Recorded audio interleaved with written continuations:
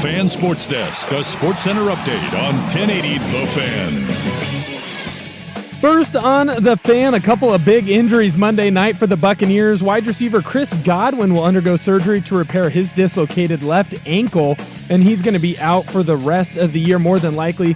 Coach Todd Bowles is not going to rule him out for the full season, though. Also, wide receiver Mike Evans will be out for an extended period of time due to a hamstring injury he suffered during the Monday night game. The Bucs don't expect him to be back until Week 11 after their bye. In the MLB, Yankees pitcher Nestor Cortes expects to be on the World Series roster just 1 month after being diagnosed with a flexor strain in his throwing elbow. Cortes is a free agent next year, and further injury could affect his next contract. In the NBA, the 76ers will be without two of their stars to start the season. Joel Embiid and Paul George will miss their season opener Wednesday against the Bucks. Embiid will miss at least 3 games. He's dealing with some left knee management. George, he's going to be reevaluated in a week after he suffered a bone bruise to his left knee in the preseason. More sports scores and stories in 30 minutes. I'm Will Ortner at the Fan Sports Desk. Listen live or on demand on the Odyssey app, the Fan's desktop player, or tell your smart speaker to play 1080 The Fan. It's The Fan on FM. Go to 99.9.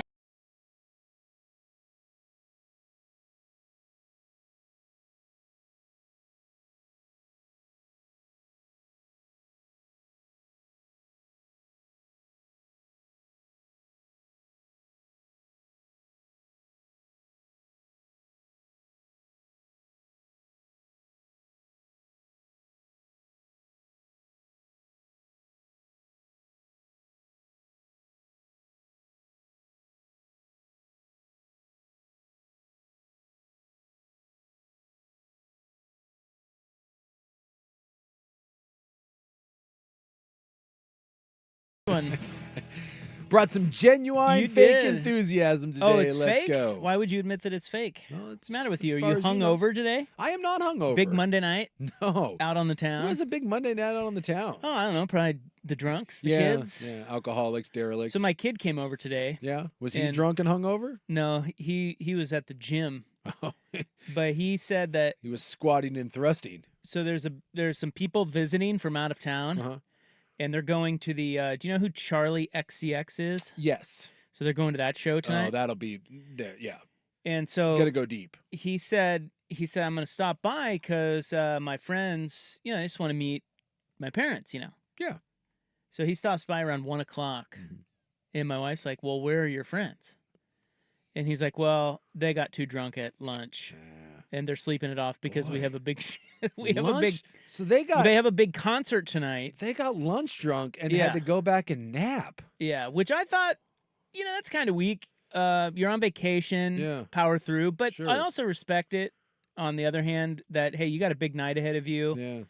You probably can't power through the whole thing, so let's go ahead and get some shut eye now. And Yeah, I am going to judge because, no offense, you cowards, there's no way that I could get drunk enough at lunch to not be able to power through the entire night. That's kind of what I'm thinking. I mean, come on, that's amateur hour. They're 24. Yeah, I was gonna say, 25. yeah. I mean, You had a couple White Claws, did you? And you got a little sleepy? Well, first of all, the mid-lunch drinking is mimosas, and shouldn't I they actually stay think that- awake? I think that is what they were drinking. What? What do you mean? Well, Shouldn't they? 24-year-old, come on, By the man. way, Will Ortner, everybody. Yes. He is in for Ryan Buckley, who's on Kid Ryan Buckley.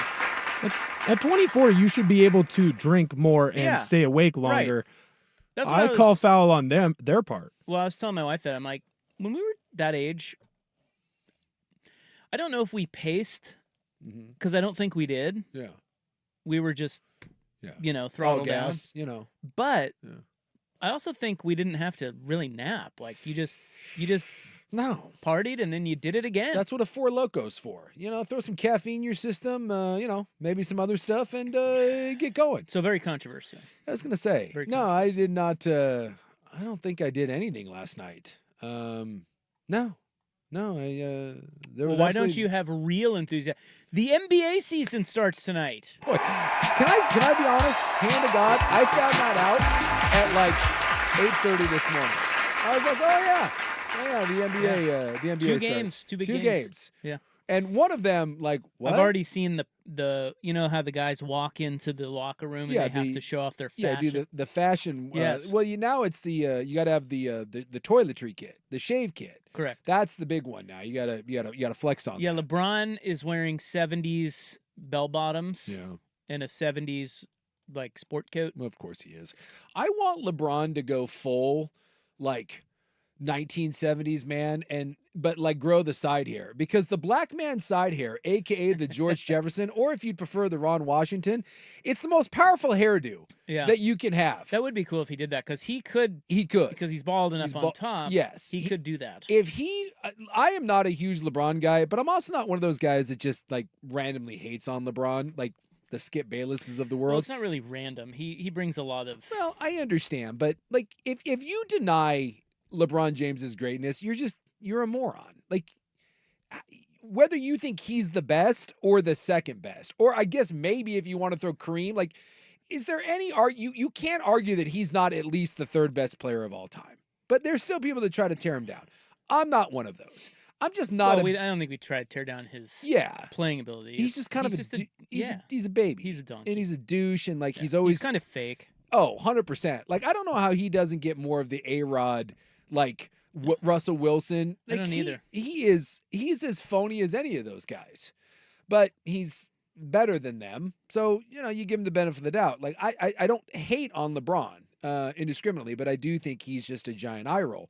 But if he were to ever come out and embrace being an old man and do the Ron Washington side hair and just let his beard go full gray and start showing up and using terms like jive turkey, he would be my favorite player of all time. Yeah, maybe like add a strut. Yes. Like a real exaggerated strut. Oh, just be Shaft. Like do the black man side hair, but don't shoot anyone. No, you don't want to do that. We don't want that. Well, but or like slap women around. Like Shaft's don't do that. Shaft's kind of problematic. You were saying don't do that, right? Don't. Right. I like embrace Shaft, but modern Shaft. Shaft now, because those are like some of my favorite movies. They're problematic when you go back and watch them. There's a lot of like Shaft. Can't. Well, it was a different time. It was a different time. Like some girl would like talk S to Shaft, and then he would smack her around, and then somehow like he'd end up sleeping with her, and you're like, you can't. Sean Connery would love that. Sean would love that. And that again, was his favorite film. You can't do that nowadays. So sometimes you gotta smack a bitch. He said that to Barbara Walters. He said that to Barbara Walters. Dude, I know that Will doesn't even know who Sean Connery is, but he said that. He was like James Bond at one point, He was right? James Bond. Right? Yes. James Bond or a villain. He's in like that movie where they go to Alcatraz, him and Nick Cage. There you go. He was James Bond. He was I don't know who your James Bond is, probably what, Daniel Craig? I never saw any of those, but I think that's the guy who it is. Okay. I'm not a Bond guy. I'm more of an Austin Powers guy. Oh, there you go. Yeah. I can see that. Or maybe like the Mission Impossible or the Bourne movies. Yeah, it's gonna be no there, but no. I like Reacher. Oh, there you go. You're too old. You're too young for the Bourne movies too? Nah, they just like, I don't know. What They about never Wick? got in there. John Wick? Yeah. Yeah, I like There you those. go. Those are good. He was our John Wick. But he sat down for an interview with Barbara Walters, and Barbara Walters talked to him about he had a problematic past of, I don't know, beating women.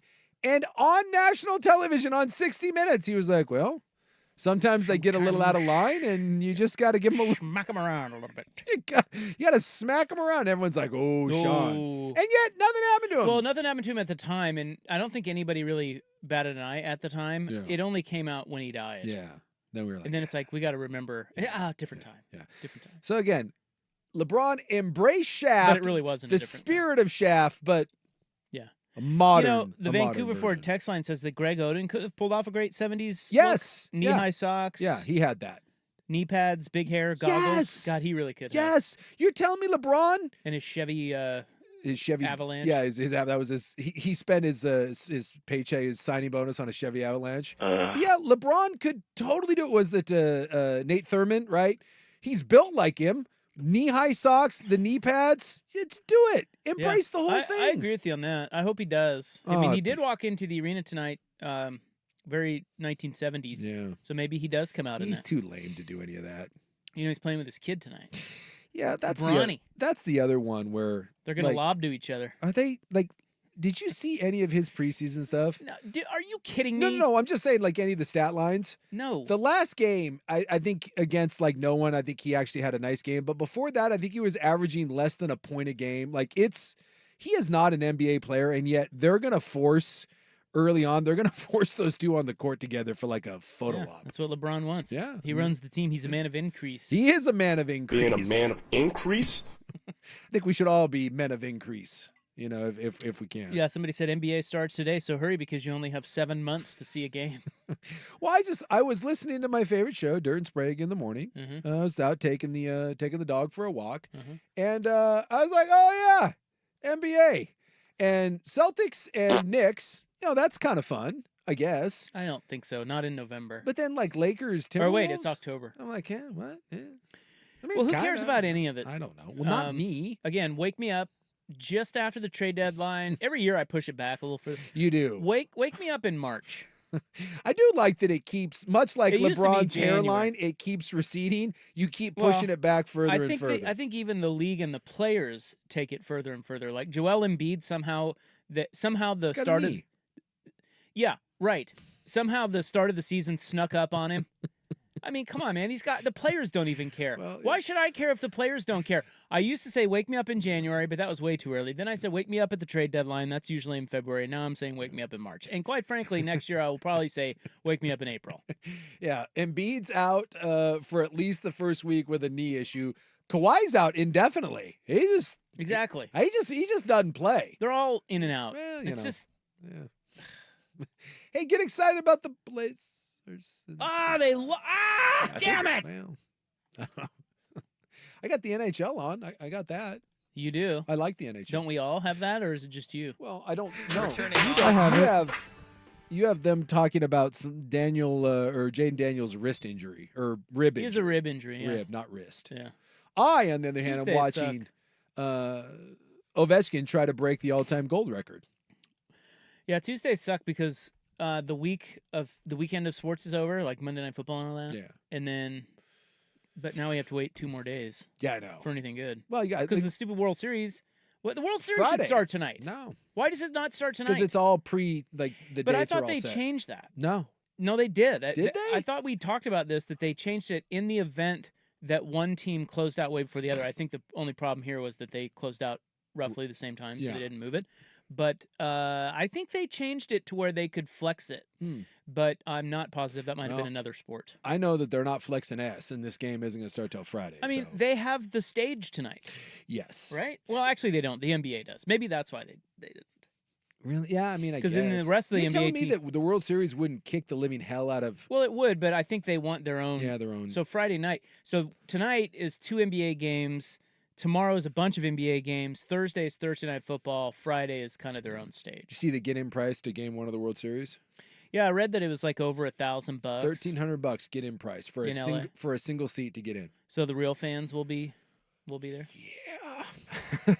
Which, you know, my goal was I had a buddy of mine who was in LA, and he went to Game 6, Dodgers Mets, and he was trying to get me to come down, and I was like, I held out hope that they would go to the World Series, because I said if they're going to go to the World Series, I can't afford to do both. A calculated risk. Calculated risk, but I knew. But Game 6, come on. I know they were done. I knew, but I was holding out hope, and I'm glad I didn't go down to Game 6 because it just would have depressed me. They got their teeth kicked in. Yeah, it wasn't a great game. But now that the Mets season is over, while it was sad, at the same time, if you're a Mets fan, great season. No one feels bad. It sucks that it's over, but hell of a year.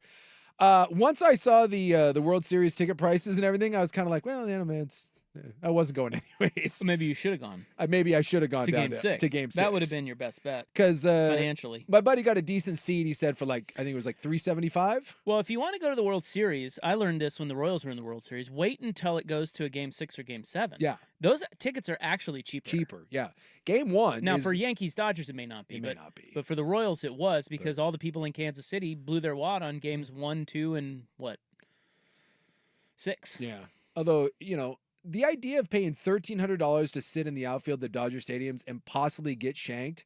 Like, have you ever sat in the outfield at Dodger Stadium? No, but I've heard about it. It is the bleachers. Yeah, it's rough out there. It is. Yeah.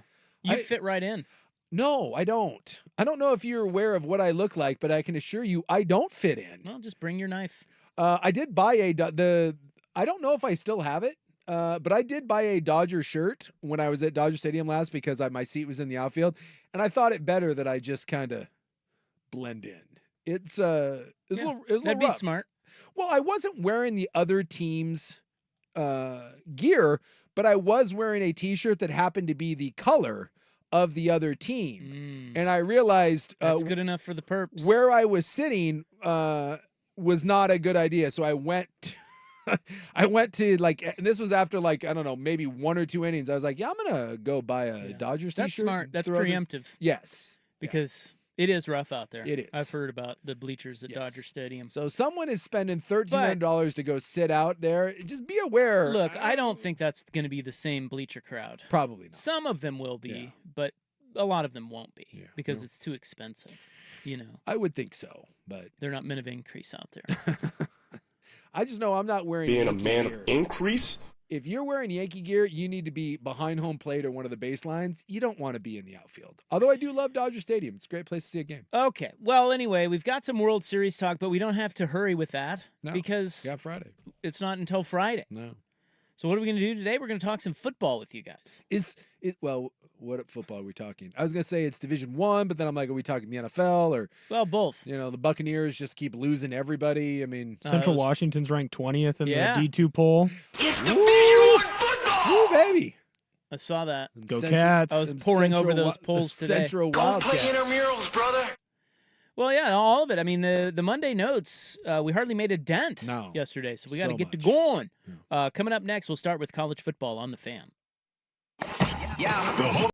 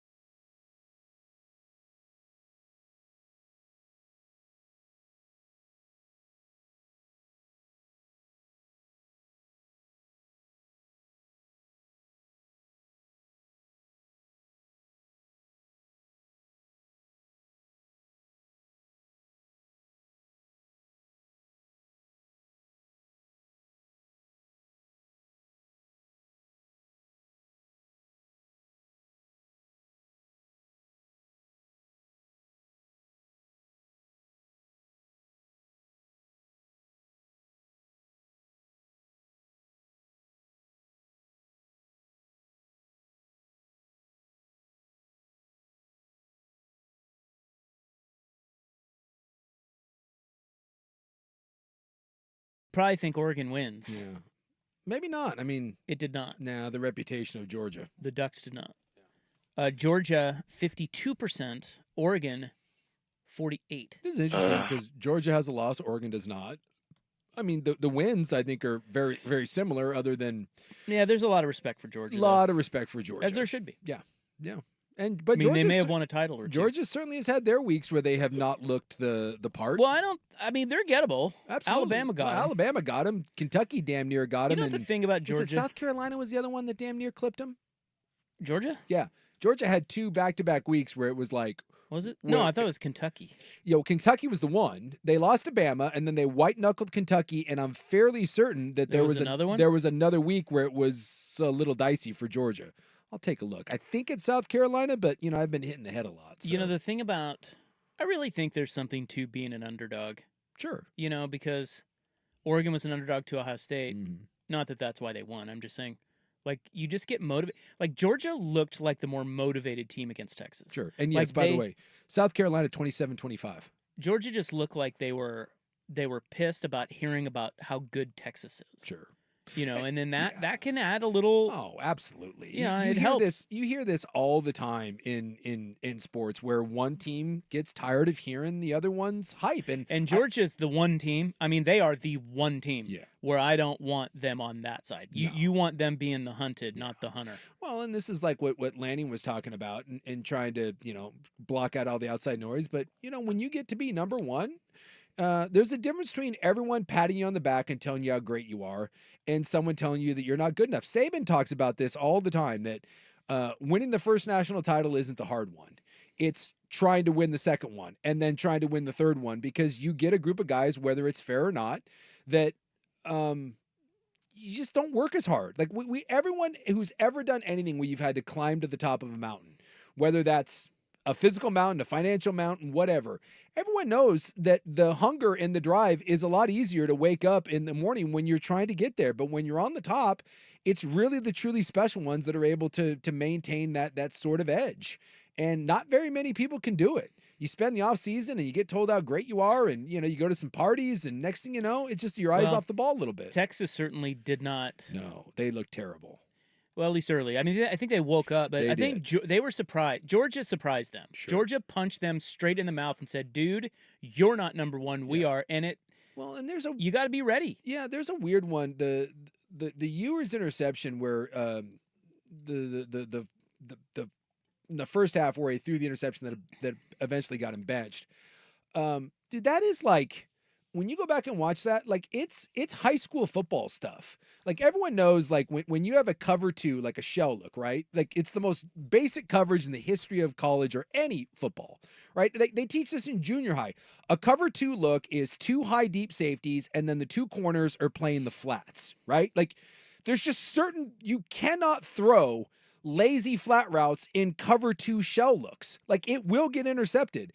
And Georgia, and a lot of times now people are like disguising things, and they're shifting coverages and rotating safeties. Georgia's just lined up in cover 2. It's like, hey, this is cover 2. And Quinn Ewers threw it right at him. Like stuff like that shouldn't, like that doesn't happen with whatever you think of Quinn Ewers, whatever you think of Texas, that stuff doesn't happen. Like he could run that play 100 times and he doesn't throw that ball 99. But on one time against Georgia, for whatever reason, he looks at that coverage and is like, well, I'm going to throw the out here. And the guy's just sitting on it and picks it off and goes the other way. And you're like, when they watch the film on that, they're going to ask Quinn Ewers, hey, what the hell were you doing there? And he will not have an answer. He's just going to be like, I don't know. And it felt like that was Texas the entire first half. They just had their head up their ass. And Georgia had that against Bama. That whole first half against Alabama, they had no semblance of what they were doing. And then come the second half, they dug themselves out of the hole. Well, Texas couldn't do it in the second half. Are you waiting for that from Oregon? Do you feel like that's coming from Oregon? I will say this. They've had a couple of those games already. One against Idaho and one against Boise State. That's fair, yeah. So as the season goes on, I'm willing to, I feel very confident, 100%, that they will have a game where for a half their head will be squarely planted. Now, most good teams are able to pull their head out and then, can you finish off that game? But yes, I 100% believe that Oregon is going to have a game where for a quarter or two, we're going to look at it and be like, this is unacceptable because it's just the nature of football. It's why going undefeated is really hard to do. And you would like to think that maybe those are out of the way because you had those 2 games early, but you got 6 games left. Chances are another one of those is coming down the road, and you just hope that you're able to self-correct and not stub your toe. Might have been the best thing that ever happened to him, having close games against Idaho and Boise State. Boy, I promise you, the first month of the season, it got their attention. Yep. And you're able to point back to that if you're Dan Lanning, that coaching staff, and be like, boys, you play like we did at the start of the year, and all that stuff goes away. And they were able to put it all together in their biggest game against Ohio State, and Texas wasn't. All right, today's poll question on X at 1080 The Fan. We're asking you which fan base should be melting down the most. We have USC, Oklahoma, Florida State, or Oregon State. Yeah. I hate to do this. Vote and vote hard. Hey, don't hate anything. Just do I it. do. I hate it. Don't do it. You're a man of increase. Men of increase do not hate. I do hate to this. vote. Being a man of increase? I hate to vote, but there's only one vote. It's Oregon State. Yeah. It's Why? They're not winning. They should. It's the wheels have come off. I mean, it's Florida State's winning right now.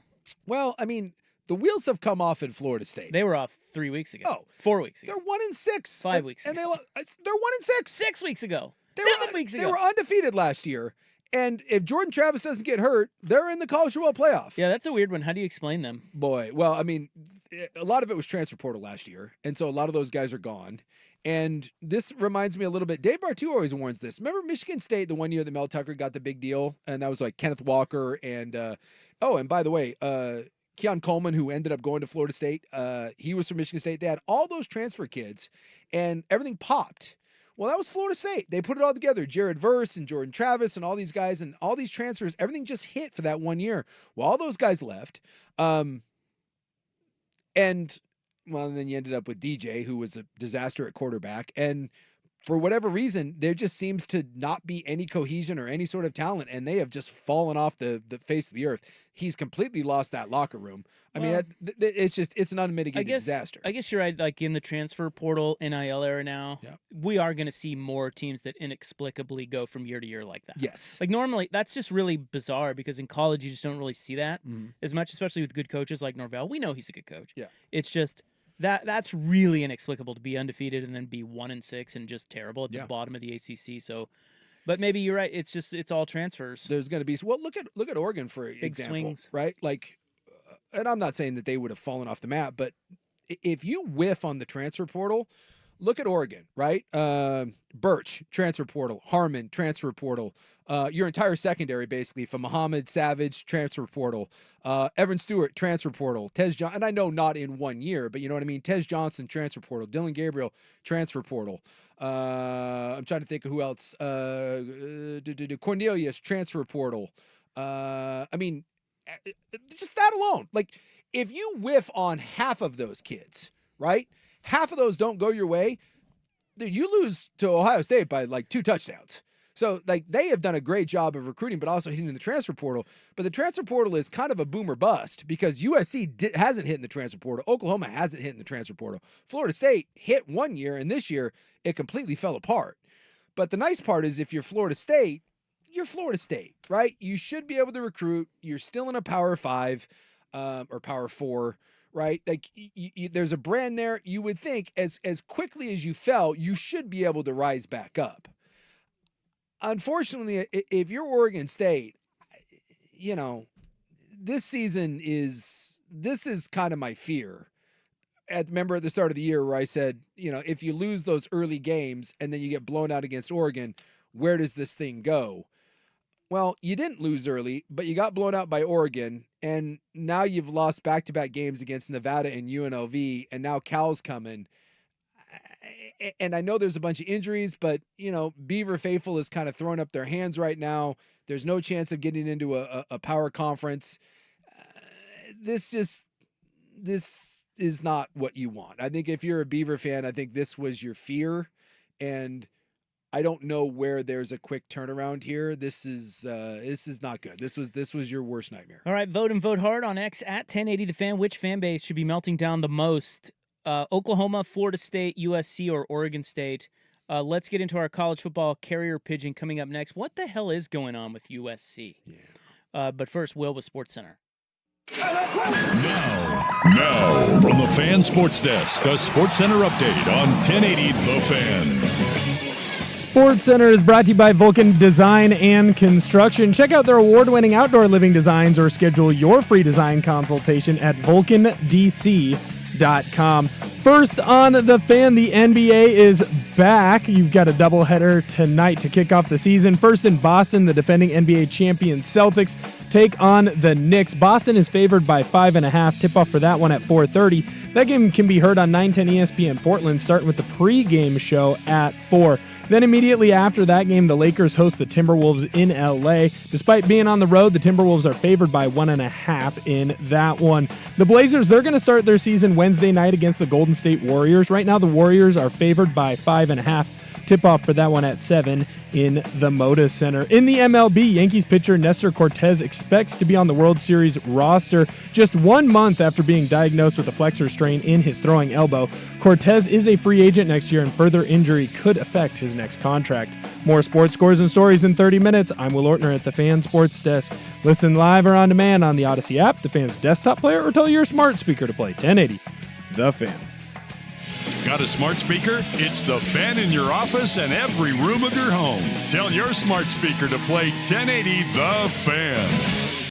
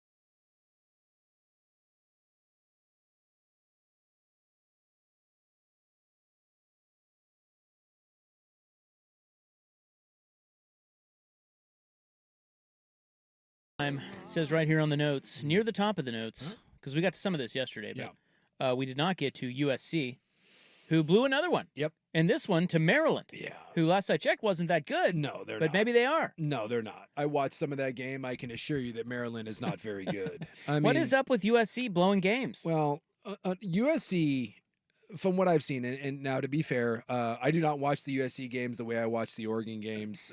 I'm certainly not going back and rewatching. I've caught good hunks of several USC games, including these ones that they're blowing.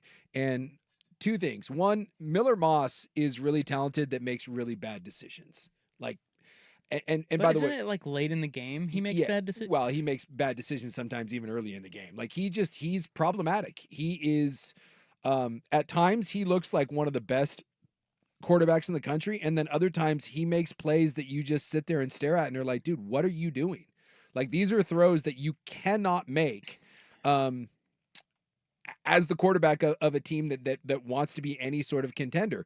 And then also with USC's defense, I think depth kind of plays a role, because I think they get worn down, and I think they have inexplicable lapses at the end of ball games. I mean, they did it at the Maryland game. Penn State converted 2 4th and I think 8 pluses on their last drive against Michigan. All they needed to do was tackle Michigan. Michigan had to go on a 2-minute drill, and they had the inability to throw the ball. And Michigan ended up breaking like a 65+ yard run to basically win that game. USC is, USC is the best 4-loss team in the country. When you watch USC, you look at them and they say they should be so much better than this. But I think the depth is a concern. I think their top end talent is very, very inconsistent. I think Miller Moss, he's fine, but Miller Moss is not the guy that we thought he was going into the start of the season. He is a feast and famine sort of guy. And this is where I'll put it on Lincoln Riley. It's one of the most undisciplined teams in the country. Details matter. And when you look at like kind of the process of putting together a team, and this is like, and this is true at any level, right? When we see someone like Lanning, or, I don't know, that's probably a poor example. Give me someone like Nick Saban, right? Nick, who was how many times have you seen Nick Saban at the end of a blowout game or in the second quarter against Tallahassee JUCO, and Nick Saban is losing his ass, right? He's freaking out and you're like, dude, calm down. But what he's doing there is he's building in habits that when you do those things, and this is why like Jim Harbaugh comes in and immediately has a team playing better. It's the same players. Why does he get more out of his guys? Because he expects it. Day in and day out, you build habits. You build little things that when you do them correctly over and over and over again, those will manifest itself in the biggest moments. And USC might be the worst team in the country at doing that. They remind me, honestly, of those old DeAnthony Lynn Charger teams that you just cannot trust them at the end of ball games to make simple plays, because I'm telling you, watching USC lose these last 3 weeks, it is not big plays that are killing USC. So DeAnthony Lynn is the defensive coordinator there? It's his son that's the defensive coordinator. Okay. Yeah. But he was with the Chargers with like Staley? Yes. Oh, you're talking about Anthony Lynn. Yes. Right? I'm talking about the dad. He's the dad. He was the coach of the Chargers. The Chargers that did this exact same thing. Well, and Staley's Chargers did this too. Yeah. To be fair. And that's where I just put that on. And now DeAnthony Lynn is Anthony's kid, and he's the defensive coordinator at USC. Yes. Maybe Brandon Staley's son would like to coach the Trojans offense. And they could continue to lose games. They're just it's weird. They are the least disciplined, least attention to detail team Tell you what, in college football. I hate that they suck, because now that there is no Pac-12, and they don't suck. I just mean, they're kind of being laughed at. You lose to Maryland. Dude, somebody just texted in, and I looked it up. Maryland lost to Northwestern at home by 4 touchdowns. Yeah, they're not good. Northwestern. Yeah. And they lost to Michigan State.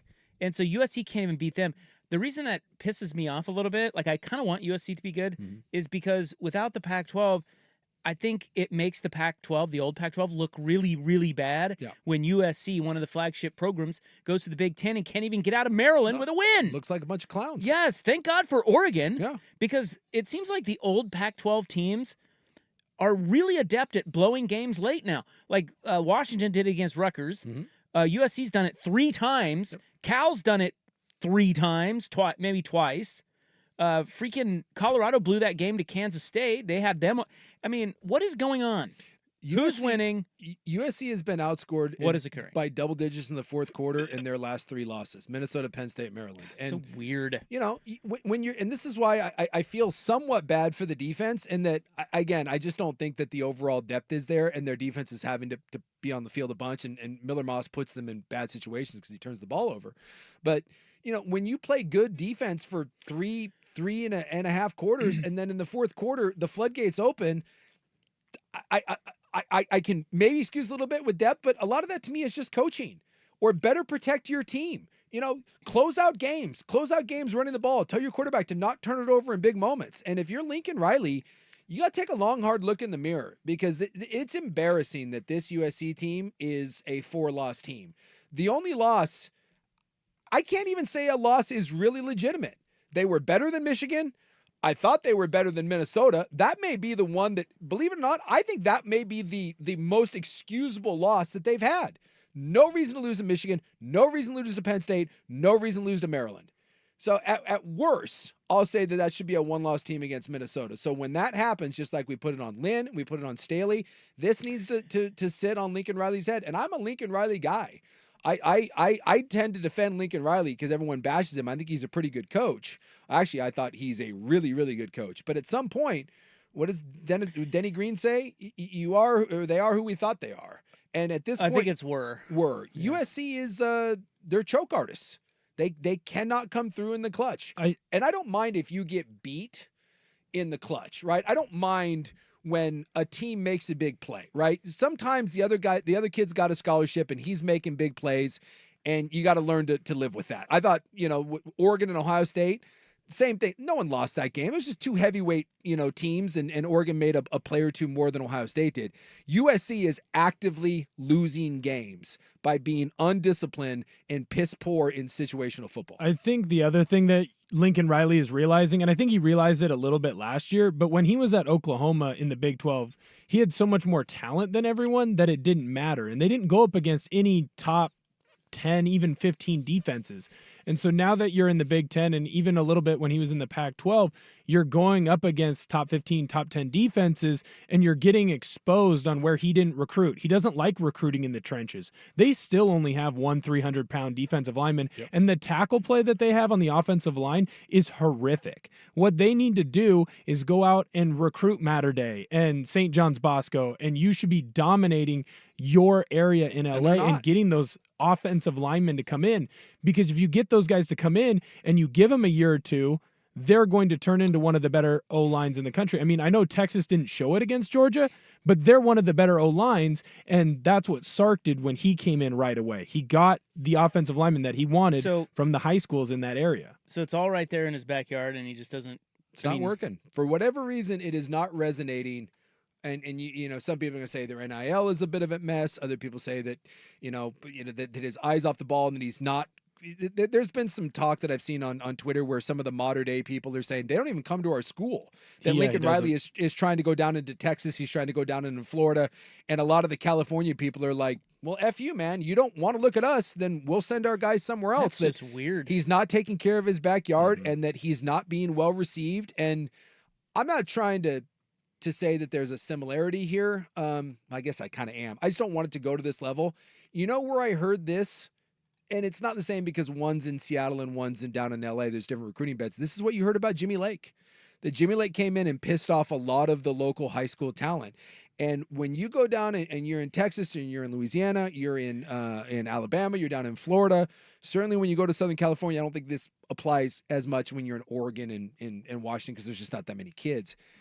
Dude, you better get in good with the high schools. You better put a fence around your area. And they're not getting the national kids they're looking for, which is one thing, but they're losing out on California's best kids. And a lot of those kids are going to Oregon. A lot of those kids are going to Texas. A lot of the kids are going across the country. And Lincoln Riley is just, he's not hitting on So could it be that when they hired him, he just went back to what he knew, and that was the areas that he used to recruit to get players? Absolutely. Yeah. He also doesn't relate to O-linemen. Like, it's very clear. Yeah. O-linemen and D-linemen, they're a little bit different, and you kind of have to be a little more hard-nosed, and he doesn't relate to them. Couple of texts, Vancouver 4 text line 503-864-6326. Maybe USC is tanking for the number one prospect. Trust the process. Oh, wait. Well, this season's gone, and next season is a big one for Lincoln Riley. Like, I don't think he can afford 4 or 5 losses next One year. more, he's probably fired. Yeah. USC killed the Pac-12 after Larry Scott and the presidents. Of course, I hope they continue to suck forever. That's fair. I get that. Yeah, but it just makes the old Pac-12 look bad when USC goes to the Big Ten and can't even get out of Maryland. But I would also like to point out that anyone that thinks that, the original plan for the Big Ten was Oregon and USC, and then the TV network said, no, we want just the LA school. So whoever would have been tagged to go along with USC would have done it. So you can blame USC, but had Fox come and said, we want Oregon and USC, or we want Oregon and Washington, or we want anyone would have gone. So you'd be mad at USC, but that's, I don't know. That's all right. Well, that's a little, to me, misguided. I saw somebody on the tweets over the weekend say, did Lincoln Riley set 2 blue bloods back in one move? I thought that was pretty funny and kind of true because Oklahoma's struggling. They look bad. So life comes at you fast. USC was ranked as high as number 9. Now they're tied with UCLA just ahead of Purdue for last in the Big Ten. Yep. Isn't that wild? It is crazy. They're tied with UCLA, dude. Yep. The only thing you can say about USC as opposed to like Oklahoma is because you're losing these games, you would think that another year of hopefully decent recruiting, another year under a defensive scheme, another year of Lincoln Riley pulling his head out of his ass, that next year it shouldn't be. If you are 10% better than what you are right now, you're a top 10 team in the country. So if you're looking for a bright side for USC, is Florida State looks like they've got a mountain to climb. Oklahoma looks like they've got a large hill to climb. USC just has to get out of their own way and go over a couple speed bumps, and they'll be okay on the other side. It's just a question of whether they can. All right, college football audio next. Jim Mora Jr. is up to his old tricks, and Kenny Dillingham may just get his kicker. Dilly. On the Fan.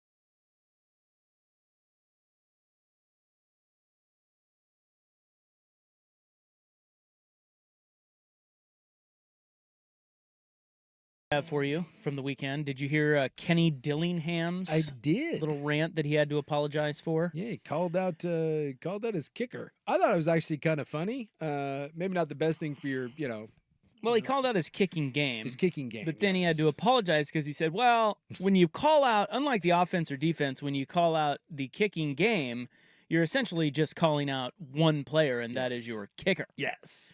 So he had to apologize for that. But here's a little bit of what he said after the game. This is what he had to apologize for. It's about a minute. Arizona State coach Kenny Dillingham, they lost to Cincinnati. And by the way, they've had a nice year considering no one thought much of Arizona State. You can be aggressive, but just because you convert doesn't guarantee that you make it one possession. So you would hope that you can make, a kick, one of those, but our kicking game's atrocious. So if you can kick and you're at Arizona State, email me, right? We're going to have kicking tryouts on Monday. So bring it on, kicking tryouts Monday. Let's go.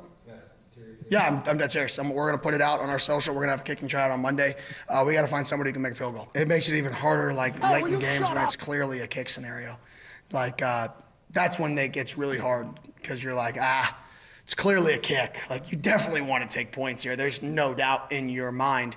And he hadn't had a kick this game. He was kicking good pregame, so I felt good about it. But, it is what it is. We got to do a better job getting him in the better mental state to kick. But at the same token, I got to do a job, and I got to get guys on the field that can perform in those situations as well. And, we'll go to work, and we'll get better, and we'll have a tryout and see if somebody's good enough. And if somebody's not, then you know what? Status quo, keep going to work. If somebody is, then we'll add them to the team and rock and roll from there. Yeah. First of all, I only just now noticed he sounds just like Chip Kelly. Talks fast. Can you guys shut up? Sorry, Chip. High. But there are reports now that he may have found his kicker. Yeah, there's a guy that posted on because he said I'm going to post it to our socials, and some guy didn't even wait. I guess he's a soccer player. He's been at Arizona State for a couple years, and he's like, "Hey, I've been trying to walk on, and you guys won't let me." And he posted some clips of him kicking 55-yard field goals. Now, granted, just with a, obviously no defense and from a tee or I guess a stand. But my man was drilling him. It's like, Kenny, Dilly, give me a call. They said he's an aviation student. Yeah. And his name is Nolan Krinsky. And apparently he has been going out to a local soccer field and practicing for 2 years. Yeah, and trying to get someone's attention. So he tagged Kenny Dillingham in a post, and the people, Dillingham didn't, but the people on his staff got a hold of him. And at 11 a.m. tomorrow, this guy is going to kick for Dillingham. Yeah. Well, they've missed 2 extra points this year, and unfortunately, they are 7 for 13 on field goals. That's not as bad as I thought, but 7 for 13? Well, I mean, look, it's college. They're not exactly all Brandon Aubrey. Yeah, By the way, Brandon Aubrey, I was reading about Nolan, this kid. Mm-hmm. Did you know that Brandon Aubrey was some engineer straight out of the 9-to-5 workforce? No. Did you know that? I had no idea. Yeah, and he's arguably the best kicker in the NFL. Awesome. Yeah, and he just kicks drills for the Cowboys. Yeah. He was a brick salesman. Is that what he was? Yeah. Well, dude, this happens all the time. I mean, not to Brandon Aubrey levels, but I had a kid that I played high school football with, great guy, a couple years older than me, kicked at Washington State, undrafted, whatever, and a couple, practice squads like me got cut and was working at UPS, and the Seattle Seahawks called him up because of some injuries. And I think Ryan Lindell ended up playing 9 years in the league, kicked for the Seahawks, kicked for the Bills. Had a nice little career, made a couple $1 million. And he same thing. He was driving for UPS, and they called him on a Sunday night, and he was in Seattle for a tryout because he was local, and he drove up the 3 hours from Vancouver, drove up to Seattle, had a tryout on Monday. Tuesday he was on the team, and Sunday he was kicking field goals and didn't look back. That does happen. It's hard to break into the league because there's not that many jobs, but there's a lot of guys that are capable of doing it. They just need a chance. So I'm looking here at the place kicker rankings. Mm-hmm.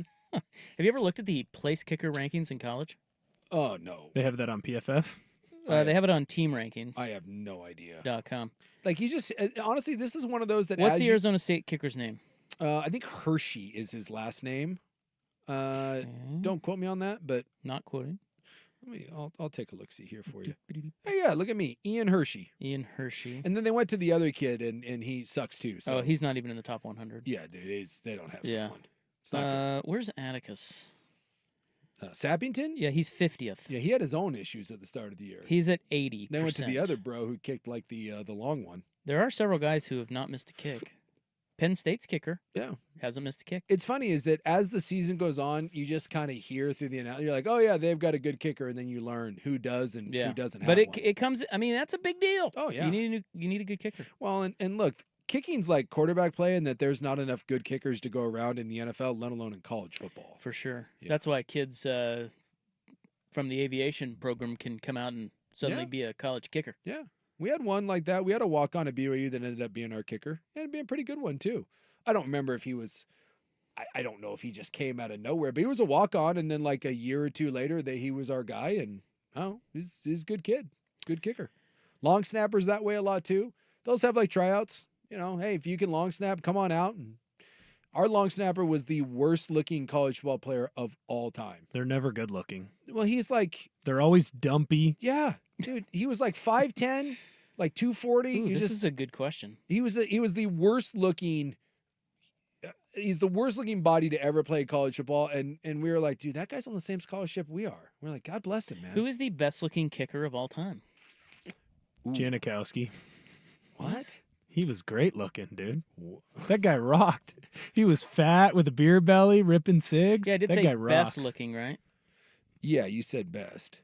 Now, who's the Justin Tucker's not a bad looking dude. Yeah, Tucker's a good looking guy.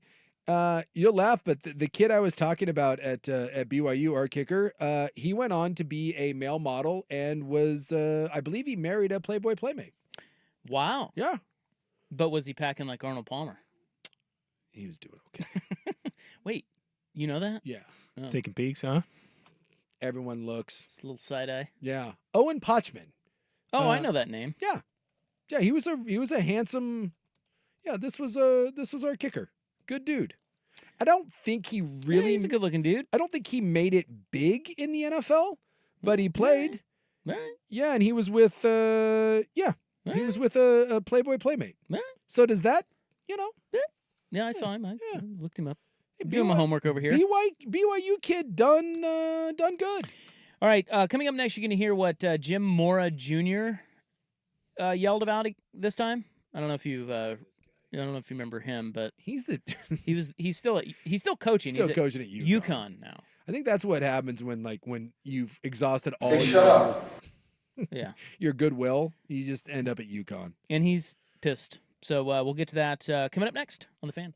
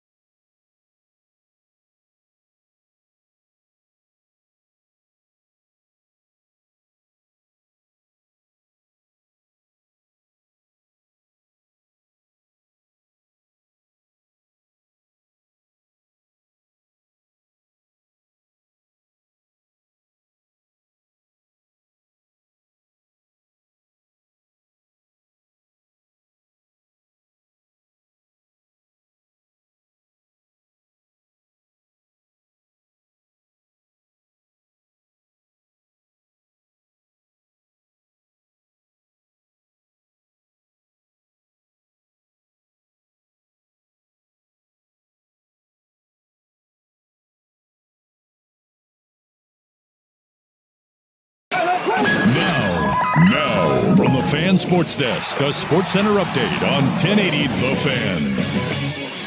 First on The Fan, the NBA returns tonight with an NBA doubleheader to kick off the season. First in Boston, the defending NBA champion Celtics take on the Knicks. Boston is favored by 5.5. Tip-off for that one at 4:30. That game can be heard over on 910 ESPN Portland.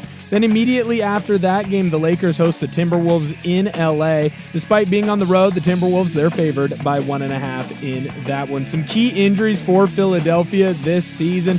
Joel Embiid and Paul George, they are going to miss their season opener Wednesday against the Bucks. Embiid will miss at least the next 3 games with left knee management. He's having some issues with his surgically repaired knee. George, he will be reevaluated in a week after he suffered a bone bruise to his left knee in the preseason. More sports scores and stories in 30 minutes. I'm Will Ortner at the Fan Sports Desk. Listen live or on demand on the Odyssey app, the Fan's desktop player, or tell your smart speaker to play 1080 The Fan. One number does it all for contests and texting your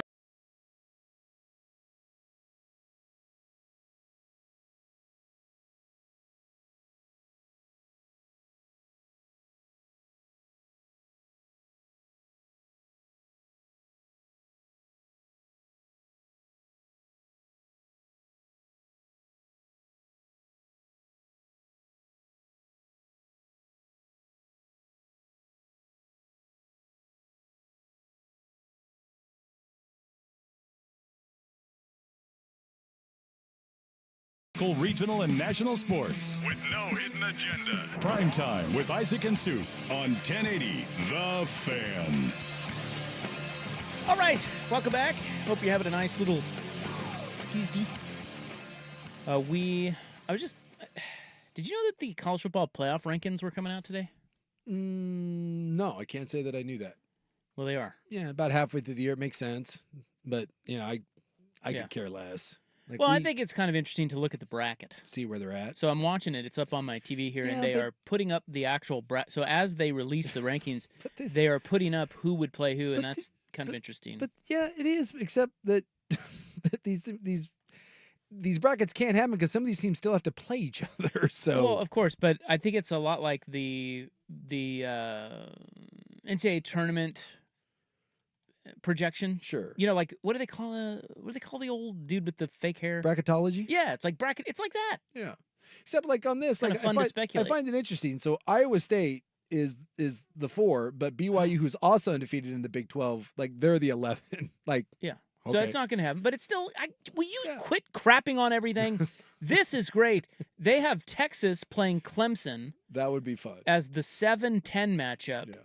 And I think that would be. Would that be again? No, Oregon gets the 8-9. So Oregon would get LSU, Tennessee. Mm-hmm. Miami gets BYU, Ohio State winner. Iowa State sits and awaits the Boise State, Penn State winner. Tell you what, if I'm a BYU guy, which I am, I don't want Ohio State. How about Georgia? Georgia would have to play the winner of Clemson and Texas. Yeah, that's not fun. Although, I mean, if you're Georgia, you probably feel pretty good about Texas. I mean, I know this will sound weird, but I think a lot of people, like if you ask the Georgia Bulldogs right now, who'd you rather play? I think they might say Texas. Clemson did not look good early on, but Clemson right now is kind of rolling. And you just got done hammering Texas, so you probably feel pretty good about that.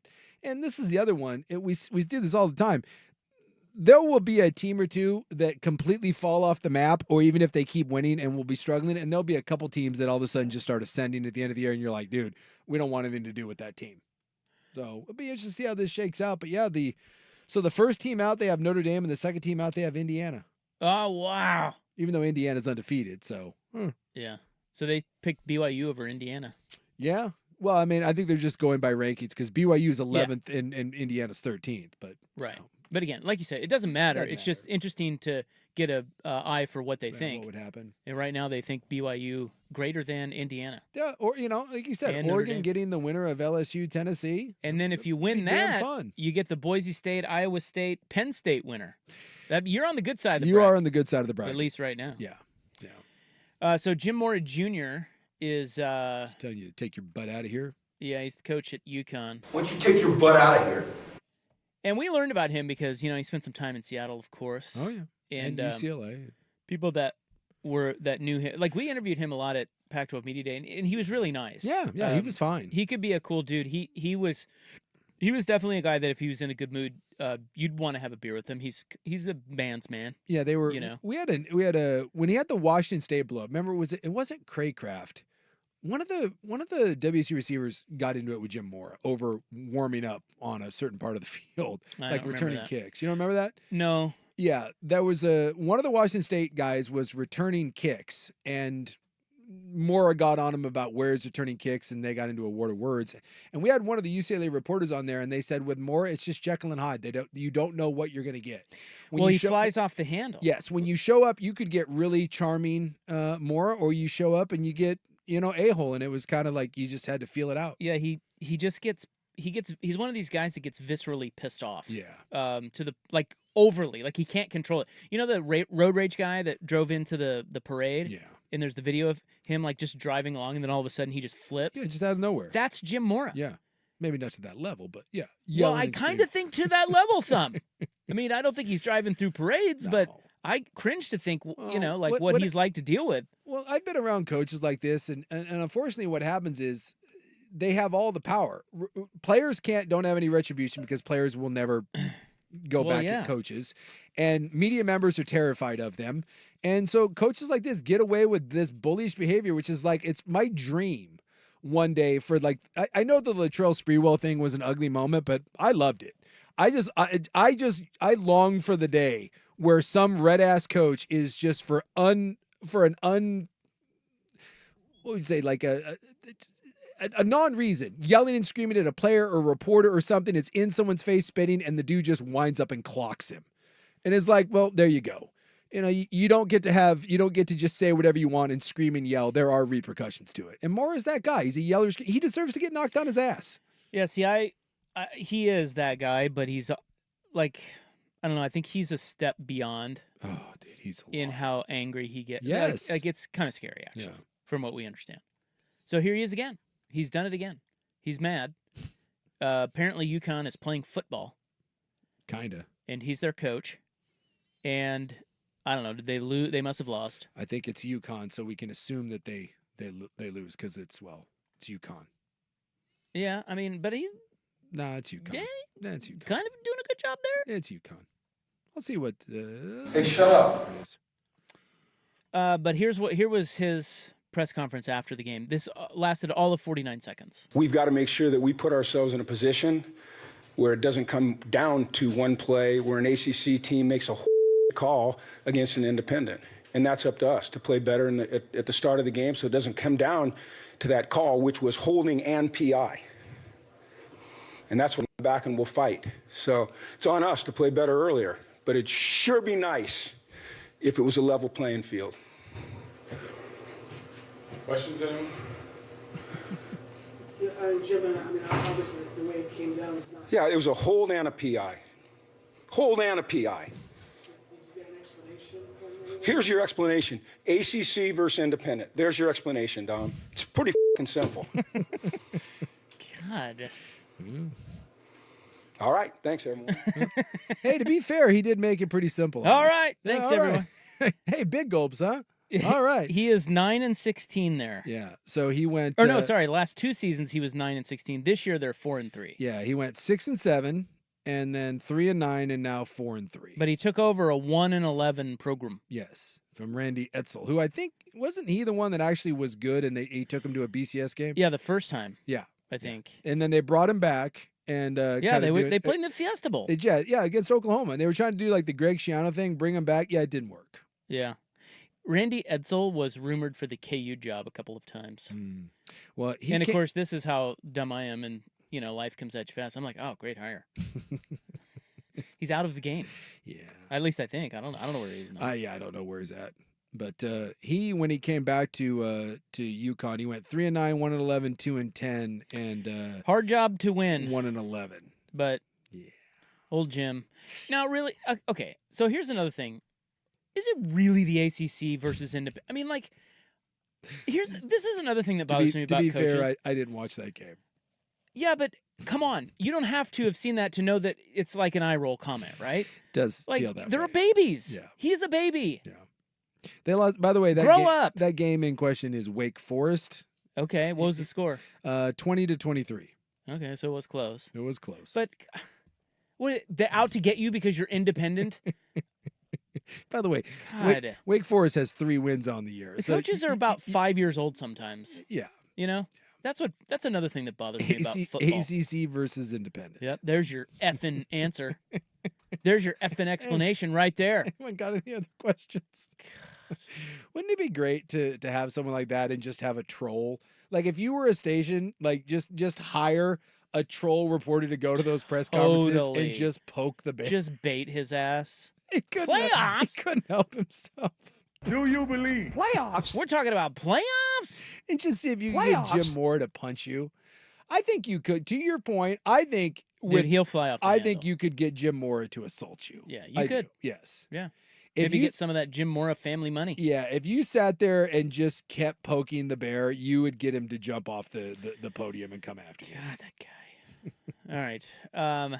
Up next, which other stadium Ohio State quarterback Will Howard compared the atmosphere at Autzen to? That's next on The Fan. The Hawks are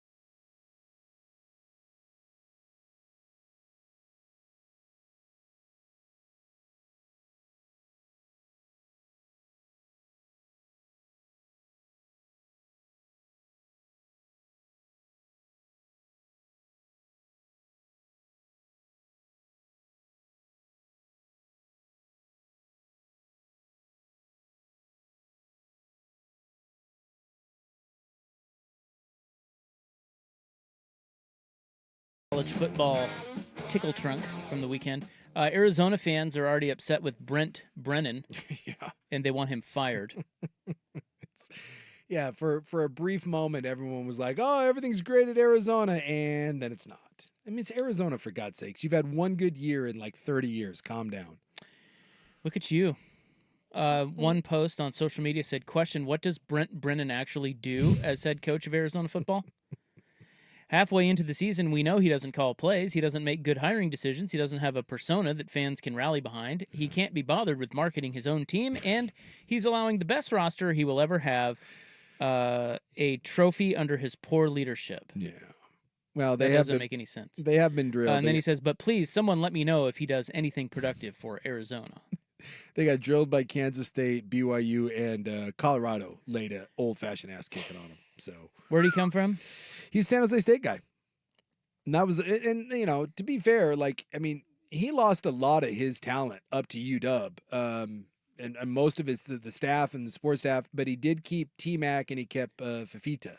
So he kept his best receiver and he kept his quarterback, but a lot of that talent left. And so there was this idea that, they won't miss a beat. He's a great coach and innovative offensive guy, and you kept your receiver, you kept your quarterback, and everything's going to be fine. Well, it turns out that when someone guts your roster and leaves, it's hard. It just, and let's also, I think to your point, like people act like Arizona was some sort of juggernaut. They weren't. They got hot. They had a nice year last year with Jed Fish, and then half that roster graduated and left. So I don't know what people were expecting because you had a good quarterback and a receiver coming back. I think that you're going to get more of this where we were just talking a little bit ago about Florida State going from undefeated to 1-6. Yeah.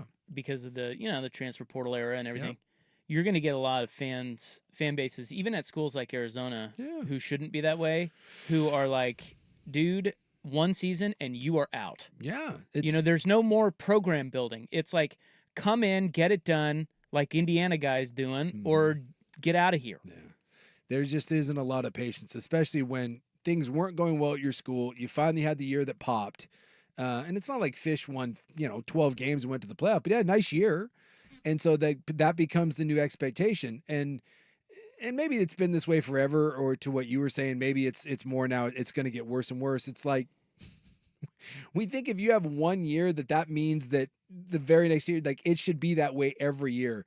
And for a lot of schools, that's just not the case. Like, you put together special years, and that's what they are. They're special years. It's not the norm. It shouldn't be the expectation, especially when you get your heart ripped out, right? Like someone like the UW thing is another example of this. Like UW, look at what UW lost. Now they did bring in some stuff from Arizona, and they got Coleman and Will Rogers, but they had 12 NFL guys on that roster last year, all gone.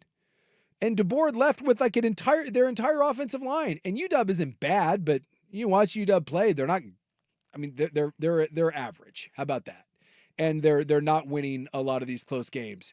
But this is a completely different team. This Arizona team is completely different. And this is where you're spot on. The transfer portal, these rosters are going to be different. They're going to be way the ebb and flow, the changeover. Good and bad on these teams is going to be like nothing we've ever seen before until you actually, create contracts and guys can't leave.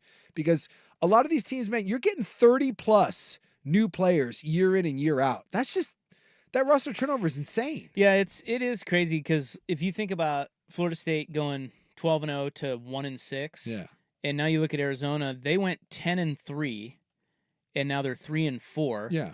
The biggest one is Indiana. Yeah. 3-9, now 7-0. They hire a new coach who brings in some transfers, especially on defense, and he gets them pointed in the right direction, like instantly. Yeah. And that's why fans are kind of going, well, wait a minute, why not us? Get out of here then, Brent Brennan. So the big knock on Brent Brennan from them is he doesn't really coach offense or defense. He's like admittedly like a CEO coach. Type. And so they're just like, well, that doesn't work because they keep losing games. So they're like, well, he's out. I saw somewhere one of the talking heads was saying that they think that NIL will actually make everything more even when it comes to the transfer portal. Like when you watch Georgia, you watch Alabama, Tennessee, even Texas, they're not as deep as they've been in the past, where every single year they just reload. And we had this big worry about NIL making the rich richer, and it almost feels like NIL might be making it they're more parity, at least Well, yeah, in the because sport. those guys aren't going to sit and wait. Why They're would gonna you? go play somewhere? Yeah. Well, and not only can you go play somewhere, but someone's like Get some monies. If I'm the third receiver at a place and I'm getting a decent little chunk of change, but I can go be the number one receiver somewhere else and get more, I'm gonna go. And now, Dylan Gabriel, it's like Central Florida to Oklahoma to Oregon. And as long as there's no transfers, you got guys now sitting out in the middle of the year. They're like, hey man, I've played my 3 games or I've played my 4 games. Cool, gonna redshirt. I'm out. And this is just the nature of the beast. So while it's depressing that we're not going to know year to year, like building on things, it's also with the right staff and the right guys, you shouldn't be down in the dumps year after year after year. Yeah. You can turn it around Quickly. Look at Indiana. Yes. Now the question becomes with him, can he do it more than 1 year? Yeah, exactly. Again, he brought in a lot of his guys, but a lot of those guys are going to leave. Can he go find the next class? Can he go find the next guys? Because believe it or not, we've seen people that have like these kind of like turnarounds for a year or two, and then we look and we're like, hey, what the hell happened? Yeah, like, go back to Florida State. Go back to Florida State. Yeah. Exactly. Yeah. All right. Will Howard, the Ohio State quarterback, somebody asked him about the atmosphere at Autzen Stadium. Yeah. And I'm going to read you his quote. I don't have it in audio form, but I'll read it to you. He compares Oregon.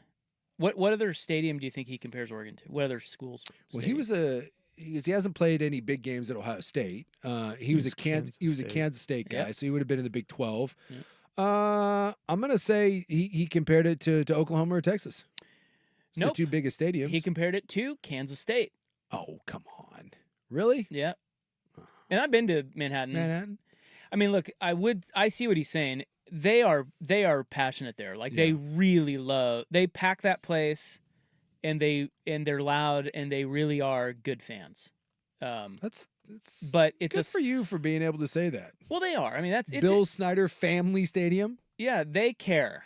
And I mean, look, that place is a dump. You do not want to go there. 50,000, by the way. Manhattan. It's just it's like Cowtown. Like when you think of Cowtown, Kansas, that's Manhattan. That's where Kansas State is. Yeah. But they do rally around their football. They love it.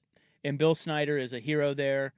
And it's, we always talk about this, just the passion of a program. They have that. They really care. And they show up. But I think he was more talking about the size of the stadium. So you tell me, because it's small. Yeah, it's 50,000. And Autzen, when they pack it, is what, 60? It's I know the capacity fluctuates based on how many people they cram in. I mean, that's kind of it's actually a pretty good comp, although I'm sure some Oregon fans are like, come on, man. Yeah, but I'm telling you, they get loud there. They're good fans. He said, quote, "It was up there, man. I'm not going to lie. They brought it. I was saying before the game it was pretty similar to K-State, just the feel. For me, I thought it was a smaller stadium, but it got loud. I don't know what it was about, the shape of the stadium, but it got very loud on the field, especially down there at the end. I think the fact that it was really good game the whole time kind of kept them in it, and credit to them, man. They had a good atmosphere. It was a tough place to play. I think you take some of that stuff out of the picture, being a neutral site, or if we were at home, maybe it's a different outcome.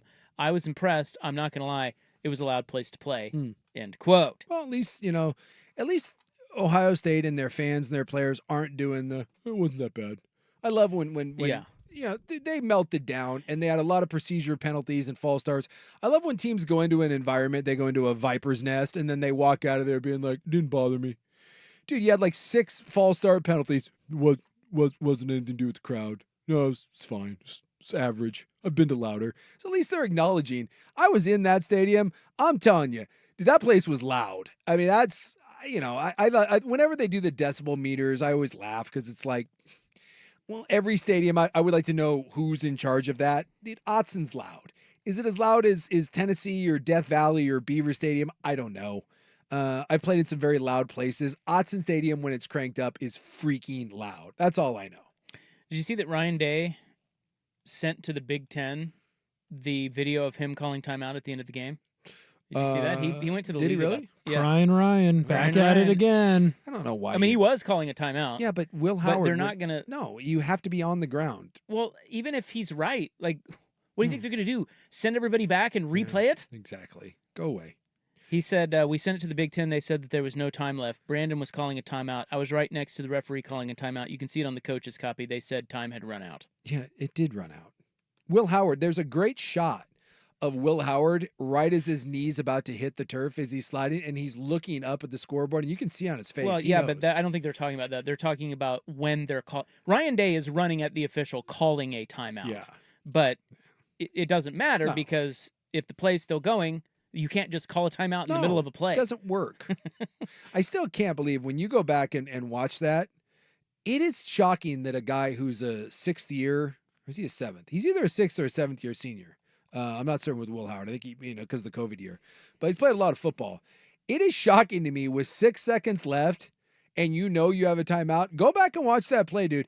He plants his back foot on a 3-step drop. He's got Smith on a little drag route over the middle, and he's got a guy in the flat. If he just lets that ball go, either one of those, there is a really good chance that both of those are completed. And if they do that, there's time left on the clock. But he double clutches. He double clutches the in route, the little dig route, and then he double clutches kind of on the out route, and then he takes off running. And not only that, then he jukes the guy. He starts running, then he does this little crazy legs Hirschfeld move. What are you doing? That is, when you go back and watch that is one of the strangest brain fart, hostile environment. I just lost track of what I was doing because that ball has to come out. And I wonder too if in a calmer environment, because they've got helmet communication, if Ryan Day does not tell him, hey man, when that back foot hits the ground on your 3-step drop, the ball's gone. Even if it's into the ground, you give us a chance at a miraculous field goal. But that is 1, 2, 3, ball is gone. Not 1, 2, 3, hitch, decide to run. It's just, it's He's awful. in his 5th season. 5th season. He played 4 at Kansas State. Okay, so he didn't have a red shirt? Maybe. Okay. There may be one at the front end, but At the front. he's 23 years old. Yeah, well. Will Howard. Will, my man, that's not the reason why you lost the game. There were other things that went into it, but that's one that will haunt you. This is one of those where, just one last thing here, we were talking about Georgia, Texas, and how Georgia just looked like they were pissed about hearing about Texas all the time. Yeah. That would be one reason. I'm not saying Oregon wouldn't beat Ohio State a second time, but that type of mentality would be one reason why I wouldn't want to play them again. Sure. Because they're probably tired of hearing about that. They probably think they shouldn't have lost, Mm-hmm. and they're going to have a little something for Oregon if they meet again. Well, and it won't be at Austin Stadium. It'll be and that's basically what he said. Yeah. He said if you take that out of it, we probably win the game. Well, it kind of sheds a little light on how he feels. They did not handle the pressure well. A lot of the penalties, the crowd got to him 100%. And that is why I think that home field in football, to me, it's the greatest home field. Because, baseball, obviously it's a raucous environment, but you don't need to communicate that much. Hockey, you get the final line change, which is a big deal because you can set your lineup. NBA, certainly there's a momentum factor and the crowd gets rocking, but there's just no sport that has the start and stop nature from a defensive line having an advantage, the O-line not being able to hear. How many false starts did Ohio State have? And 4 or just dumb 5. penalties. Quarterback not being able to audible, coach not being able to communicate to Will Howard in his ear, not being on the same page as your receiver. And then you still have all the momentum and the environment stuff. And oh my God, it feels like the stadium's coming down upon me. It's just the biggest impact of a home field advantage you can get in sports. And Autzen got one of the best ones. And Ohio State melted down. They couldn't handle the pressure. All right, there's your college football carrier pigeon. Thank you. Took us a couple days to get there, but we got it. Coming up next, in the new as somebody alert Schultze ASAP. Here is Will. Now, from the Fan Sports Desk, a Sports Center update on 1080 The Fan. First on The Fan, the NBA tips off tonight in Boston. The Celtics, they're taking on the Knicks to open up the season. Right now, Boston is favored by 5.5. That tip-off is going to get underway any moment now. If you want to listen to that game, that can be heard on 910 ESPN Portland. Immediately following that one, the Lakers host the Timberwolves in LA. Right now, the Timberwolves are favored by 1.5. Your Portland Trailblazers, they're going to start their season on Wednesday night against the Golden State Warriors. Right now, the Warriors are favored by 5.5. Tip-off at 7 in the Moda Center. More sports scores and stories in 30 minutes. I'm Will Ortner at the Fan Sports Desk. Listen live or on demand on the Odyssey app, the Fan's desktop player, or tell your smart speaker to play 1080. The Fan. Jump back to earlier parts of your favorite fan show.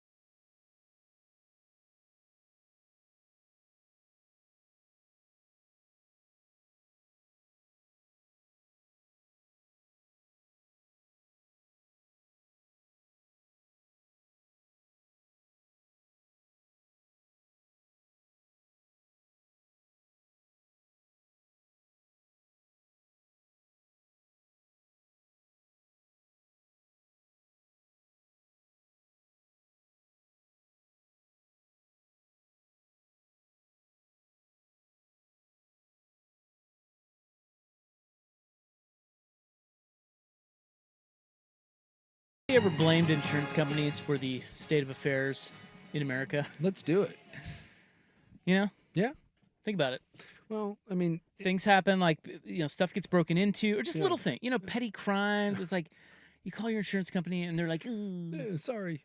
Well, and then the cops are like, and then you're kind of left in this limbo land of. I just love when something happens and they tell you that it's not worth your time to file an insurance claim. Exactly. Your rate's going to go up so much. I have a buddy of mine that owns a Well, that's what I'm saying. This Yeah. is just what happened to me, and it was a small thing. It wasn't major, but I don't want to pay for it. No. It wasn't my fault. No. But it becomes this thing where it's like, what? Everything looks like crap because insurance won't pay for anything. I have a buddy of mine that has a store, How about and that? he kept getting his store broken into her. Like they just kept smashing his windows.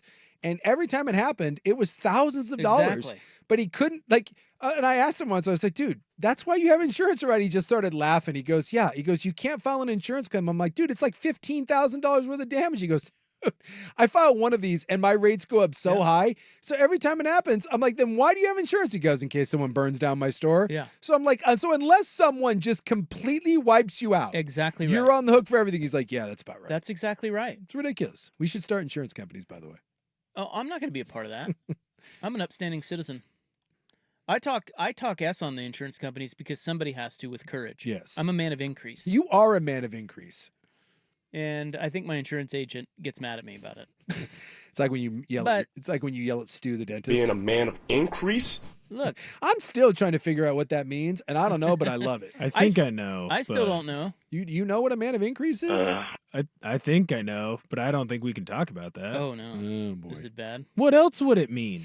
That's not what No, that what? means. What else would Will, that you're mean? an idiot. Well, yeah, we know that. What? But what else would it mean? I don't know. I think he was trying to say I lift people up. Like I'm a man of So I googled. positivity. There is a website called Mastering the Art of Life, and it says that a person of increase, apparently mastering the art of life, by your actions and attitude, you can uplift others. Yeah, that's what he means. When they are in your presence. Yeah, He is a and- man of increase. And that's what he was A talking about. rising tide lifts all boats, sort of thing. I think that's exactly his message. So Will, you're an idiot. Or a tent. Being a man of increase? That was Jameis Winston, by the way. Anyway, it's true. He's an like idiot.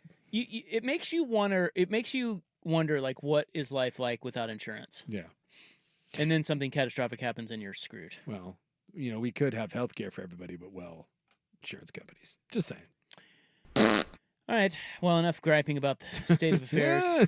It is October 22, 2024. It's time for In the News. I'm your newsman. Hello. Thank you. Thank you. Blazers. Thank you. Brought to you by the Advocates, injury attorneys at advocateslaw.com. You hate the insurance companies as much That's as you right. do. They will fight them for you. That's right. Somebody needs to. Because that's the other thing they do is they just wear you down.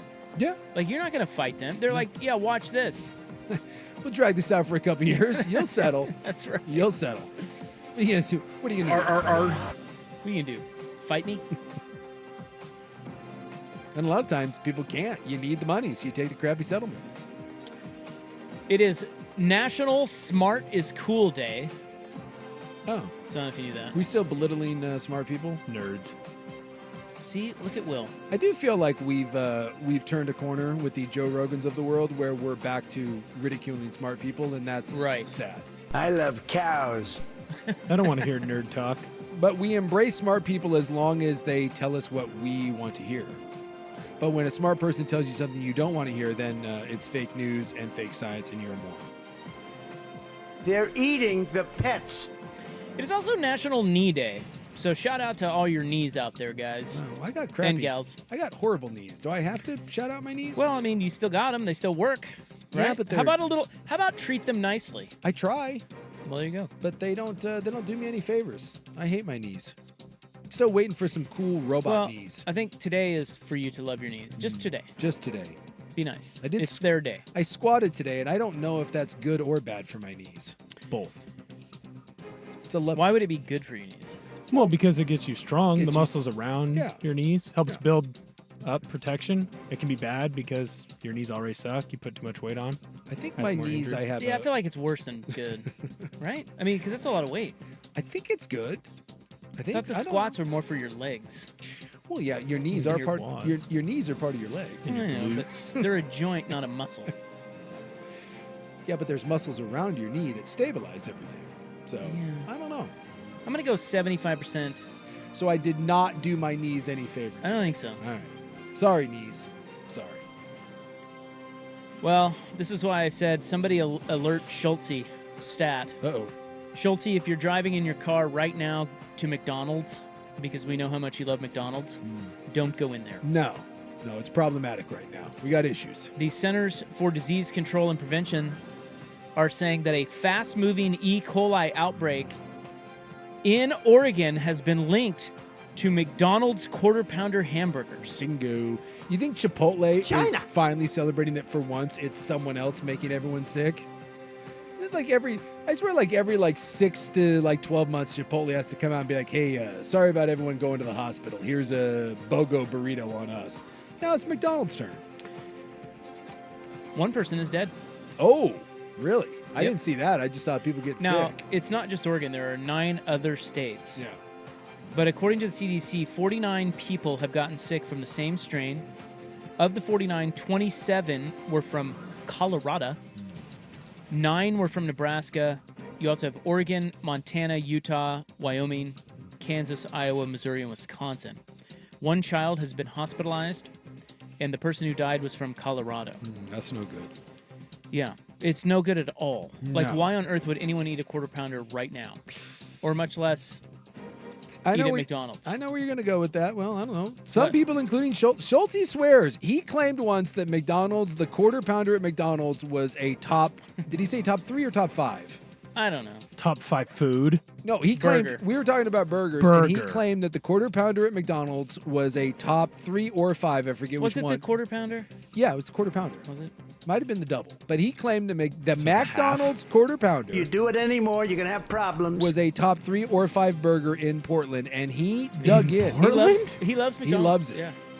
Yeah, he was making that case. It's just not. Of course, he was shamed to no end. No, he ain't backing He has down, since man. backed down off that. Eating fancy Was, like. was Trump the one serving up those? Where was They're he? when he eating was, the cats. He was doing fries the other day. Did you see that? I know it was a fake fry, but What? that was staged. They shut down the McDonald's, and that was all. None of those people were real customers or whatever. It was Fake all news. Fake news. As are Asians. So is it? Why is that the only burger that uses the What? do all their burgers use the same meat, but it was just the Quarter Pounder? Yeah, that's a good question. I I don't know. Listen, don't eat at McDonald's right now. Yeah. Look, I'm sorry. Ever. I'm sorry, McDonald's. But you got E. coli, dude. Well, we can't be. What if I just had the nuggies? Okay.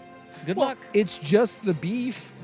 Why can't I have their? Just good luck. Why Go. can't I have their nuggies? You know what? Go. What about right a peanut now? butter parfait? Wait, that's Dairy That's Queen. Dairy Queen. McFlurry. The McFlurry. I Yeah, got why you. can't I go? Well, that machine's gonna be broken. Do they still have those little apple pies? Nah, I think they got rid of those. Do you remember those? Or they're Yeah. more expensive. Those I were can't remember. fantastic. Yeah, the Oh fried my pie. God, I loved those when I was a kid. Of course, I was dumb. Yeah. And I lived in Kansas. I think Popeyes has those now, though. Really? If you find a Popeyes, they have the fried pie. Well, sorry, Schultze. Hey, maybe you can go to Sherry's instead. Oh wait. Have those gone from Washington too, or just Oregon? The one by my house they tore down and they're building a Shake Shack. But I don't know if all Because the there's ones one by my house. all the ones in Oregon shut Apartment. down, and at least a couple in Washington are being torn down for other things. But Yeah. there may be some still. holding on in R.I.P. Washington. Man, R.I.P. that is right. sucks. I love Sherry's. Yeah, let's talk about that next. Sherry's abruptly closing. This is in the news on the Fan. This is the Fan's Window into Sports, a view into today's top stories. Brought to you by Window Nation, online at windownation.com. Here's a home run shot for Bateman. Touchdown Ravens. Well, Zion McCollum, he is locked up on him in man coverage, and it's just a really good route. Well, it's a great American pastime. Big Sook cocky sniffing in the first quarter about his team, the Bucks, and they got smoked. No. Also, Well, they almost backdoored it. Yeah.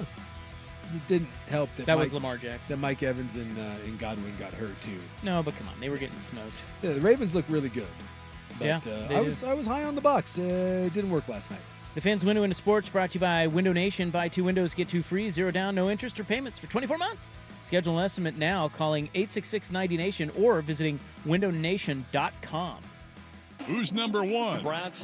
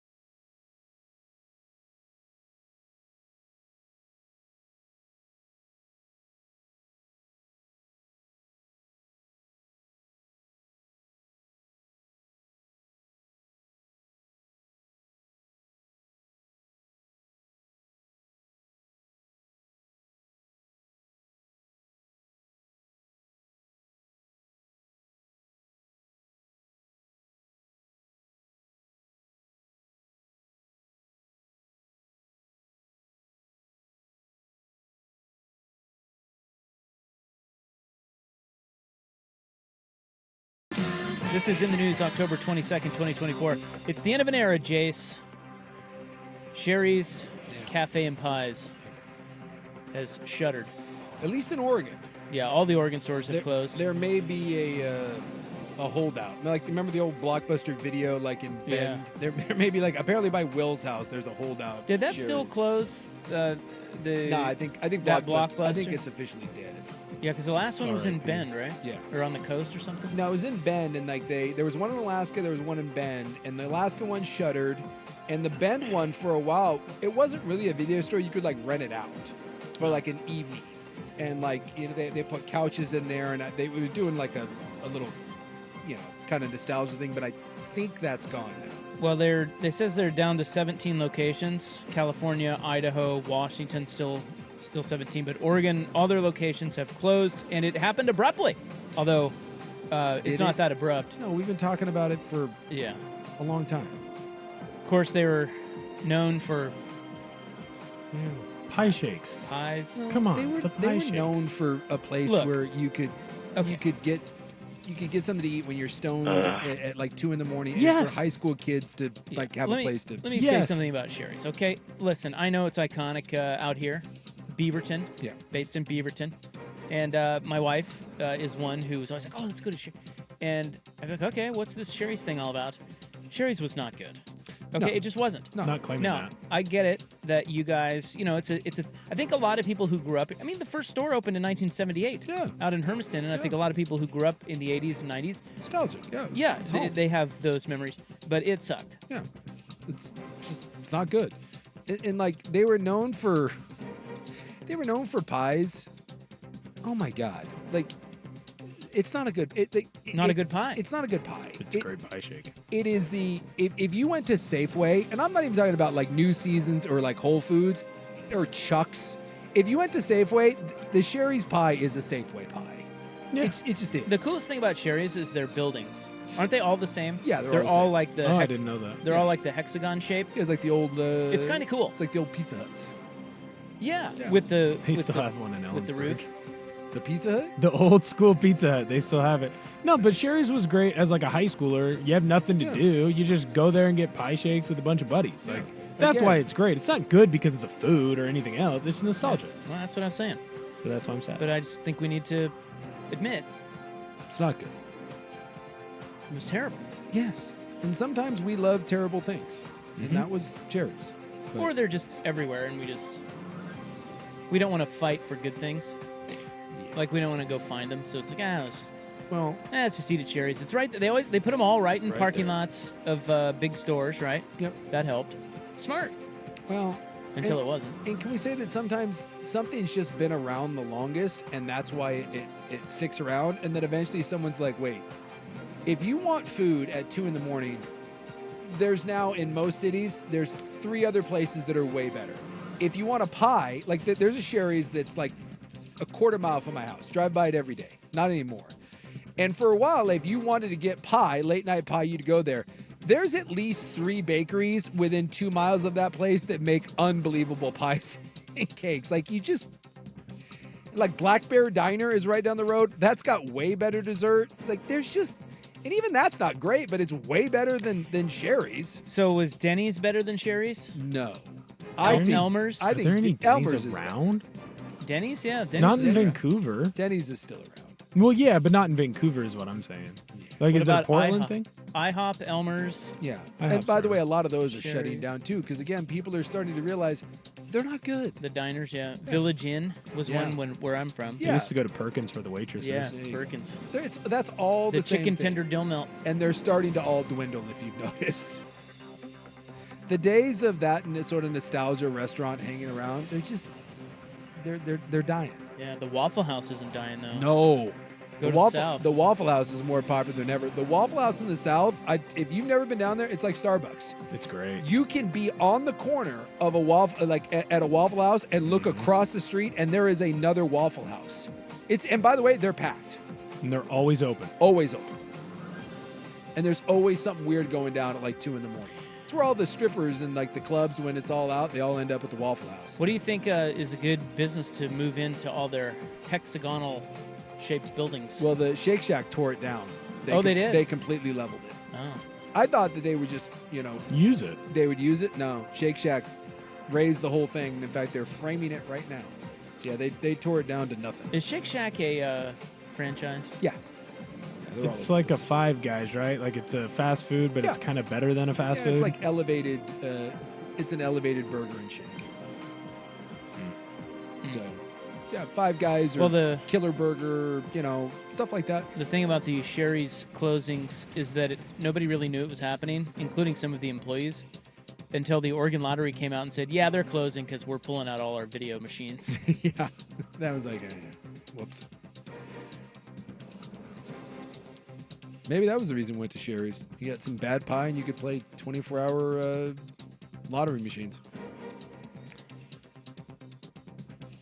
Rest in peace. Rest in peace, Sherry's. Yes. Because for a long time, it may not have been good, but damn it, it was ours. My wife was really upset about this news. Yeah. Even though we haven't been in years. I know. I poured one out. Did you? Right. Yeah. There is a little bit that you laugh. You're like, oh man, I love that place. Hey, when the last time you went? Yeah. 25 years ago. You're like, that's why it's closing. There's your in the news, guys. October 22, 2024. On the plus side, Odyssey's sales staff going to be soon made up of a bunch of former Sherry servers, huh? Ooh, I don't know if you want that. Don't you think? No, why? It's a been rough, to a Turkish prison. It's a rough crowd. I've battled. I got some good service there. I've battled some late night Sherry's employees. I tell you what, there's nothing more that I love, and this is true of a bartender too, than the old scraggly lady who's a lifer, who's really good at her job, and fun and cool, who serves you your pancakes. Sure. Like, dude, I love that. Yeah. I love her. But at the same time, man. Grandma in there. She's been working there for 60 years. Yeah, dude. She knows what she's doing. I've also gotten the other one where she's been working there for 60 years and she doesn't give two flying Yeah, Fs. well, she won't last long. The reason the one's been there 60 years is because she's good. You got to look up. There's one of my favorite movies, and it's called Hell or High Water. It's Jeff Bridges. Look up the diner scene from Hell or High Water and see if this is the old lady that you're talking about. It is one of the great diner scenes of all time. And by the way, that is a real, when you watch that scene, that is a real waitress. They were filming and they went into the diner where they were going to film, and I guess that is the lady. Oh, I remember that, yeah. Yeah, that is the lady that is the actual waitress from that, and they kind of wrote the scene around. That is like a real thing that happens if you go to that town in Texas and you were to order that. I love it. All right, the Hot 5 at 5 is coming up next on The Fan. Message and data rates may apply. Breaking news.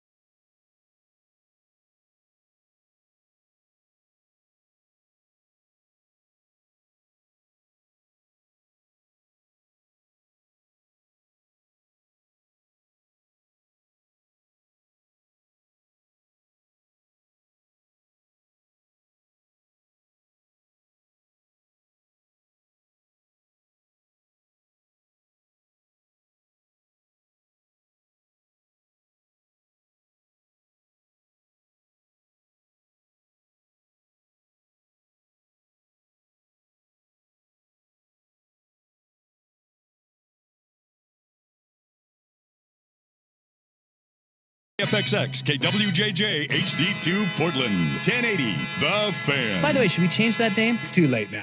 An Odyssey Sports Station. Now, from the Fan Sports Desk, a Sports Center update on 1080 The Fan. First on The Fan, right now the Boston Celtics are leading the New York Knicks 43-24 at the end of the first quarter. Jason Tatum has 15 points along with 3 rebounds to lead the way for the Celtics in that one. Immediately after that game, the Lakers, they're going to host the Timberwolves in LA. Timberwolves, they're favored by 1.5. A couple of big injuries Monday night for the Buccaneers. Wide receiver Chris Godwin, he's going to undergo surgery to repair his dislocated left ankle, and he will more than likely be out for the rest of the year. That's according to head coach Todd Bowles. Wide receiver Mike Evans, he's also going to be out for an extended period of time due to a hamstring injury. The Bucs are not expecting him back until after the Week 11 bye. More sports scores and stories in 30 minutes. I'm Will Ortner at the Fan Sports Desk. Listen live or on demand on the Odyssey app, the Fan's desktop player, or tell your smart speaker to play 1080 The Fan. The Fan is live on YouTube and Twitch, and now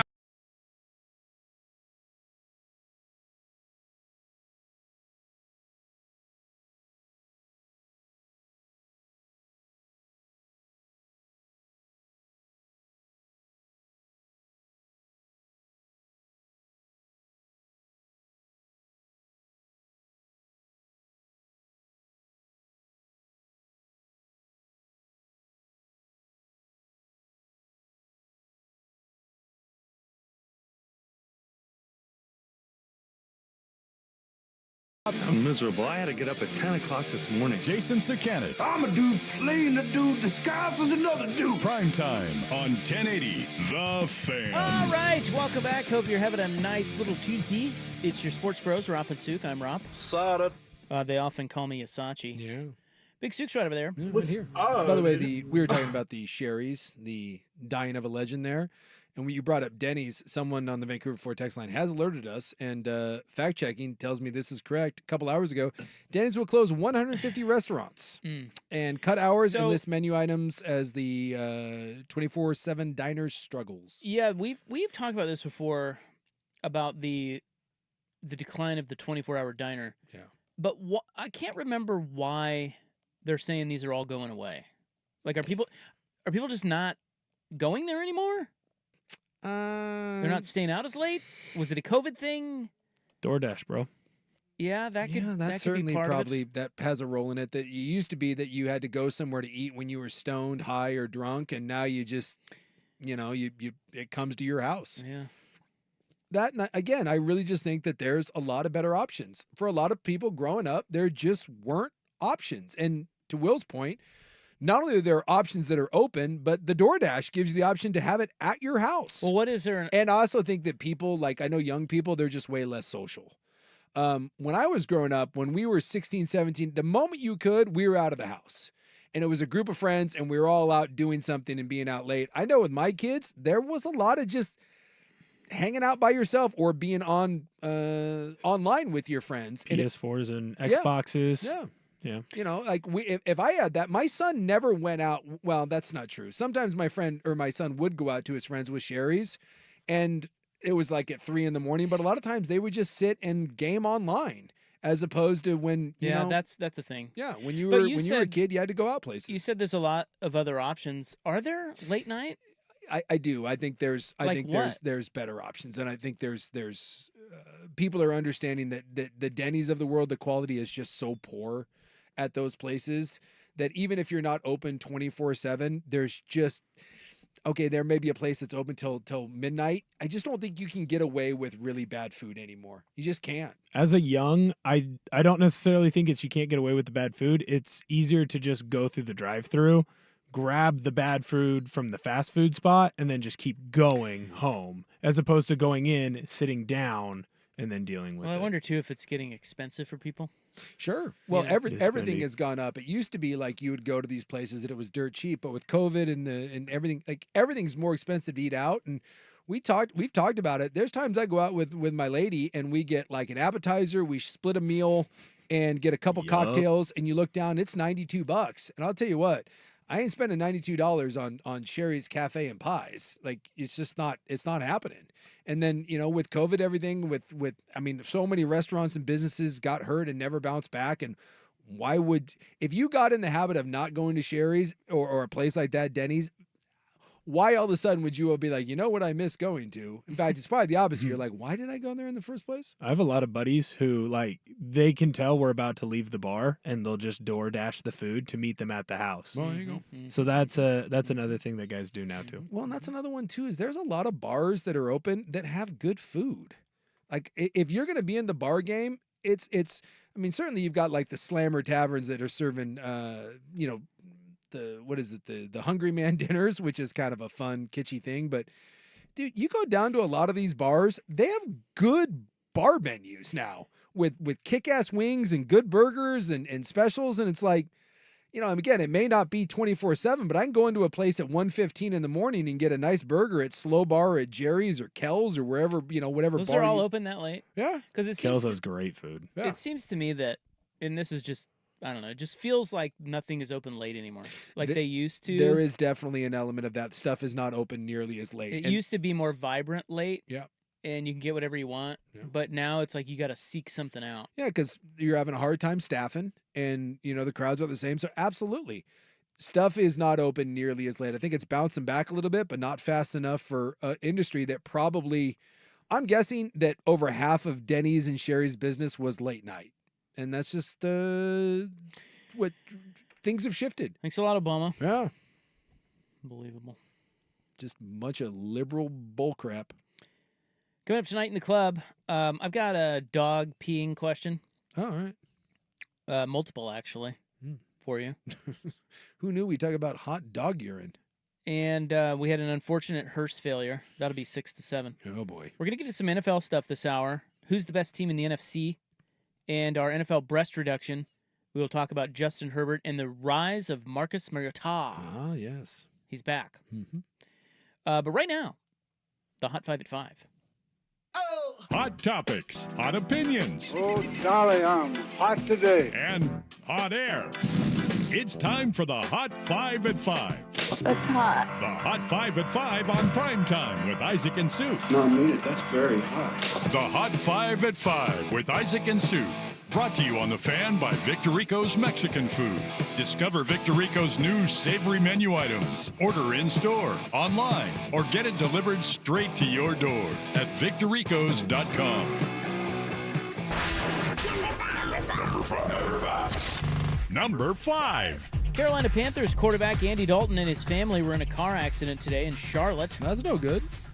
Neither he nor his family were transported by emergency medical personnel, although he is being evaluated by the team's medical personnel. And the dog was in the car. Does it really matter at this point if you're the Carolina Panthers? Boy, they're really bad. They are. They're awful. Although, for a brief moment there, it looked like when they benched Bryce Young that, they may have a little something. They don't. They're just bad. Yeah. Really bad. Really bad. Well, I wasn't done. Oh, but that's okay. Number 4. Will's trying to hurry us along. Thanks, Will. You took a big, long pause. I thought that was my cue. Yeah, I'm the new Jim Rome. Have a take, don't suck. Rumors are swirling that the next head coach fired could be Patriots' Gerard Mayo. Really? His team is 1-6. They have the second worst point differential in the league. Reports there were that some on the inside of the organization saw that he may not be the right fit all the way back in the summer. You also have an owner used to winning who is not getting any younger. How? I mean, you want to talk about turning into a bad organization before your eyes. If you fire him 1 year into this rebuild. What about not even 1 year? Yeah, you've officially just become a joke. And you're bad. This whole roster needs to turn over. Drake May is showing signs of life. That's absolutely ridiculous. Ridiculous. By the way, this text says, I don't understand how people that use DoorDash complain about food prices at restaurants. That's a fair point. It is. Because it's expensive. Yes, it is. The DoorDash. Which is why I don't do it. But my kids do it. Which they always complain about being poor, and yet they DoorDash. I don't even have the app. You don't? I don't either. No. I never do that stuff. No. Go home, eat food there. I'm old school. grocery shop. Get off your ass and I do that too. Saying something. Well, I guess if you're drunk. Actually, I don't. My wife does. But I eat it. I eat the food. Today I had cashews. I do like a good cashew. Indiana quarterback Curtis Rourke had surgery on that thumb. He will miss the Washington game this weekend. However, reports are now he could be back as soon as November 2nd against Michigan State. Yeah, it can't be his throwing hand, right? It's got to be the offhand. The Hoosiers are 7-0. You know, that's a good question. I mean, there's no way it can be his throwing hand if he's having surgery and there's potential that he could play in a week or two. I think it's his throwing hand. Is it his throwing hand? He hit his hand on someone's helmet. I'm pretty sure that's how it broke. And he stayed in the game. He kept playing. So, tough son of a gun. And by the way, the backup came in and was just fine. So, we'll see what happens. Number 2. The NFL trade deadline is November 5th. Reports are the Rams are looking to deal wide receiver Cooper Kupp. Yeah. Potential landing spots: Chiefs, Chargers, and Steelers. Well, I'd have to look at his contract, but unfortunately, we see this all the time with receivers. He's not healthy. He's not what he was. At one point, he was the best receiver in football, and I think right now you're looking at him, and it's an expensive contract. Bucks may need a receiver after Mike Evans and Chris Godwin went down last night. The league is reviewing the illegal tackle on Godwin, or if it was illegal. Yeah, the old hip drop. Yeah, but it was kind of from behind. I mean, it's a contact sport, and this is what Bowles was talking about. Like, people were giving him a hard time. Why was he in the game at the end? It's a football game. Guys get tackled, and sometimes, bad stuff happens, and it was bad. Yeah, it was a dislocated ankle. He's done for the season. Evans is out at least 3 games with a hamstring injury. They say he hopes to return in week 12. That's a rough go. Yeah, that is rough. Because, I know it didn't go well for the Bucks last night, but, dude, their offense is cooking. Or it was. But, you lose those 2 guys. Until Baker throws another pick. Yeah, well. Blazers opener is tomorrow against the Warriors. Can you believe that? They're playing another season. Another one. Another one. Even though the whole Blazer TV thing isn't quite what they were billing it as. Yeah, but okay, we're going to talk about that tomorrow. Because that is exactly what they said it was. I know. And it's just that only now, because the games are about to be on, people are realizing, oh, wait. You have to wait till January. Well, some of you do. Some. I do. Yeah, I don't. But it's not like they lied about it. No. It's just that people didn't put 2 and 2 together. Oh, wait, I don't have that. It was a bit misconstrued. The reports are that Golden State tried to land both Paul George and Lauri Markkanen in the offseason. According to Draymond Green, George did want to play with the Warriors, but the Clippers nor the Jazz would budge on either player. You got 2 games on TNT to tip off the regular season tonight. Later, it is the Wolves and Lakers in L.A., the LeBron-Bronny show. Yeah. I am told that LeBron and Bronny will be the only 2 starters for the Lakers. Everybody else is benched. I love that, dude, that kid is maybe the worst player in the NBA in a decade, and yet they're going to try to force him on the court at the same time. The Griffies are showing up at this thing, though. Oh, yeah. It's a big deal. And then I wonder if they'll have the photo moment, and then LA sends his ass down to the G League immediately. They're like, yeah, go away. The other game is the world champion Boston Celtics hosting the New York Knickerbockers. Yeah. And with 5 minutes left in the second quarter, it is all Boston, 54-36. Which is why New York will probably win by 10. Boy, if I know the NBA. I'm just not ready for the NBA. I got too much on my plate right now. Oh, you do? I got too much. By the way, the leading scorer for the Knicks is Miles McBride. Well, clearly. Do you know who he is? Yeah, he's got 14 points and a big afro. Do you know where he played college ball? I do not. Villanova. Virginia. Dang it. I just know he's got good hair. Bobby Huggins. I did not know that. All right. We got a break, and that makes me sad. Yeah. It's brought to you by Victor Rico's Mexican Food. Discover Victor Rico's new savory menu items. Order in-store, online, or delivered straight to your door at victorricos.com. By the way, on the weekends, they're open until 2 a.m. There you go. So nice little pluggy. If you need something at 1:30 in the morning, get a breakfast burrito. Right next to my house. They're delightful. Who is the best team in the NFC? Next on The Fan.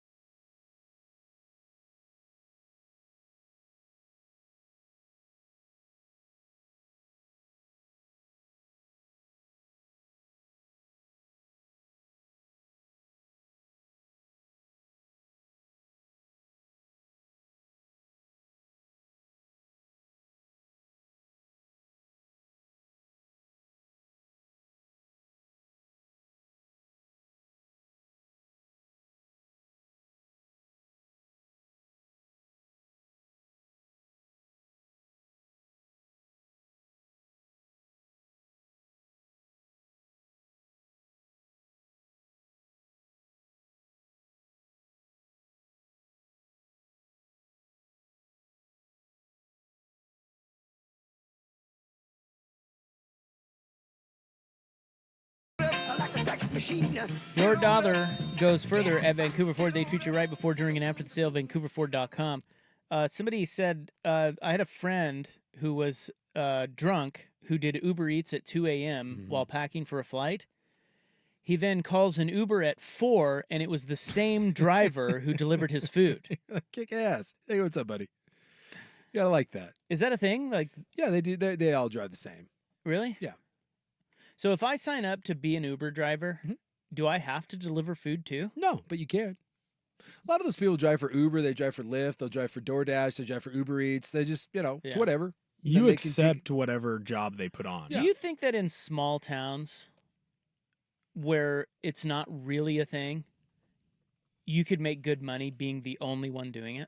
It wasn't a thing in Ellensburg. I mean, we had a taxi service, air quotes on that, and it was just like 3 ladies in like a minivan. Yeah, you know what I mean, though? Like, I bet those 3 ladies, corner of the market, I bet they did pretty well. $14 a ride. Got to do some advertising. Let people know you're around, but hey. KC Cab. We're hustling. Oh, there you go. Yeah, I mean, it would behoove you to just be a little small business guy to go get a couple crappy minivans and hire some drivers. Or maybe it's better in like really busy downtown LA that, it's just constant rides. But that's just constantly spread out. I don't know. But I mean, obviously, people have to be making some money because they're always there driving. And is that a good job? I've heard I've heard bad things about Uber, but at the same time, I think they've changed management and maybe gotten a little better for drivers. I don't know. I want to know more. I don't know anyone that drives for them. You don't? No, I do not. I don't they either. Won't come out to Hawkinson. I know that. That's too far. Yeah, that's not that far. They won't come out there? They would not come out there. Wow. Every time I'm in an Uber, I get very curious and always pepper the driver with a million questions about their job. Yeah, what he's doing. Yeah, I can see that. But I haven't been in one in a while. It is an interesting little world. Yeah. And then the person's looking at you like, dude, just shut up. Yeah. Man. Could you stop talking? Just trying to drive. Like, leave me alone. Keeps turning up the radio. I keep turning it down. No, but really, let's chat. How do they pay you? Yeah. You're that guy. Just put in your headphones, man. I put in my headphones. I don't know. I'm curious about the curious. I'm a curious man. You're curious about the curious? It's because you're a man of increase is what you are. That's right. Yeah. Being a man of increase? Yeah. Increase? Yeah, so anyway, maybe I'll be an Uber driver when I get fired from here. I don't think you will. Why not? All right. Why don't you think that? It seems like a pretty easy I've, job. I've known you for, it's not. No, why? It is not. I like driving. Yeah, okay. What? Yeah, I like driving. I like how you tell me what I like. Okay. I like to drive. You pick up drunk Will and his friends at 1:30 in the morning and see how I wouldn't work like. at 1:30 in the morning. I don't get drunk at 1:30 in the morning. I wouldn't work at Call an 1:30. Uber. I already have a plan. My hour, because you can make your own hours, right? Yeah. Like you can work whenever. I think you make more money working those other Well, I don't care. I'd clock in at noon. Take some grandma to lunch. I've had some delightful drivers. I'm more of a Lyft man, but still. I'd be a fun driver. You'd like me. Yeah. I'll shut up if you want me to, but otherwise, if not, let's do a radio show. You do that on bartending, and we'll call it good. That's my plan. Okay. When I retire, I'm just going to be that bartender. Drink slinger? Yeah, I'm gonna sling some drinks in an island bar somewhere. All right. Where were we, Bill? I think we were talking NFL, weren't we? Were we going to talk NFL? Yeah, it's the NFL breast reduction. Which, by the way, I wanted to double check because we were talking about the Cooper Kupp thing. That's what made me think about it. Mm-hmm. So Cooper Kupp had the year they won the Super Bowl, 145 catches, AP, first team, all that, 16 touchdowns, monster year, one of the best we've ever seen in the NFL. Since that, and by the way, he's 31. And what did I tell you about receivers over 31? Do not pay them. It does not work ever. He's 31 years old. He makes $30 million a year for the next 3 years. And since that record-breaking season, he has had 75 catches and 6 touchdowns, and then 59 catches and 5 touchdowns, and now he has 27 catches and 1 touchdown. Do not trade for Cooper Kupp. You are trading for a name, a very, very expensive name. Now, if the Rams want to buy him out and you can get him for Cooper, when he went to Buffalo, Buffalo's paying a minimum, basically the minimum, and Cleveland's picking up his contract. That's fine. But paying Cooper Kupp $29 million, have your head checked because you're just paying for a name. You're chasing the ghost from 2021. So my question here, first question is, who is the best team in the NFC? That is a good question because we know who the best team in the AFC is and who's the best team in football, and that's the Kansas City Chiefs. I have a question about them too. Because, well, I don't. You may kind of go on the same road. They don't look good at all, and yet it doesn't matter because they find ways to win. Do you want to do that or the NFC? Because the best team in the NFC is the Detroit Lions. You think so? Yes. Because obviously they just beat the Vikes. Yeah, they're the best team. You know that in the last 4 games, the Lions have more offensive tutties than incompletions? Well, yeah, because Golf had who was it against? He had the 18 for 18 game. Yep. That was the Seahawks. It was the Hawks, yeah. And then he was 15 of 15 to start the game, and the 16th pass was a tipped ball. It was either a tip ball or a drop, I forget which one. And then he completed like 4 more passes after that. Like, their offense right now, at the beginning of the year, it was a little kind of like, he felt like there was some work to do. Dude, it's running on all cylinders now, although did you see J-Mo is about to serve a 2-game suspension again? Yeah. That jackass. He's a moron. He cannot, you cannot trust him. He's about to serve a 2-game suspension for the substance abuse program, but juiced. Juice Williams. He's too skinny to be juiced. Figure something. Well, it's probably Adderall or some sort of stimulant, That you got to try hard to get caught with that. It's just unbelievable how dumb that guy is. But the Lions right now are cooking on all cylinders, and their defense is good enough. I know the Hutchinson loss. If I'm Detroit, I call Cleveland right now or Vegas and ask about Myles Garrett and Max Crosby. Obviously not both, but they've got like $30 million in space, and that's a team that's in a win mode now. No one else in the NFC really scares you. Go get an elite pass rusher because come playoff time, you're going to want a closer. And sacks are the most overrated stat in football, but at the end of games when you're winning, being able to run the ball to bleed clock and being able to have a guy that can wreck a 2-minute offense, that's your closer. That's what KC does. Yes, absolutely. They're always all over the quarterback. So you need to go find, I think if you're Detroit, absolutely suck it up, go pay the freight, give up a 1 and a 3, and go get Myles Garrett or Max Crosby, and that's the best team. And I think you've seen it a little bit, and I love what Minnesota's doing. I think it's the best coach team in football. But when you look at Sam Darnold, who's having a great year, every week he shows you the old Sam Darnold, where he has at least 4 or 5 plays where you just are like, oh my God. And some of them get picked and some of them get dropped. Like there's chinks in that armor. And then this is the other one. Their defense has been so good, and they're throwing so many unique, wacky looks. The stuff Brian Flores is doing on defense, when I go back and look at it, I have a hard time processing it, and I'm watching it in slow motion from up above, from the All-22. He's doing crap on defense that you're just like, holy God. But Detroit absolutely smoked their defense. They ran up and down the field on them. And about a year and a half into this thing, you wonder if teams are going to start figuring out, because they're not doing it with players, right? This is a scheme defense. The Vikings. Yeah. It's not an elite team. And so I wonder if maybe Detroit showed maybe a blueprint for how to attack Minnesota, and I think they may come back to the pack a little bit. Believe it or not, I actually think the biggest chaser in the NFC North is Green Bay. Really like Green Bay. Good.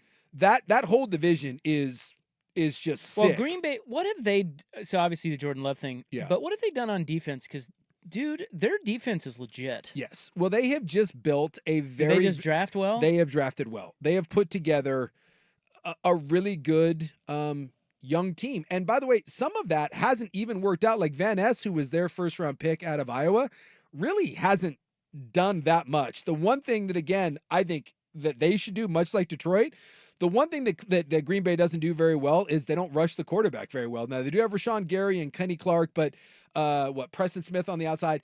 I don't know if they have that one dominant guy, and they, too, are cheap.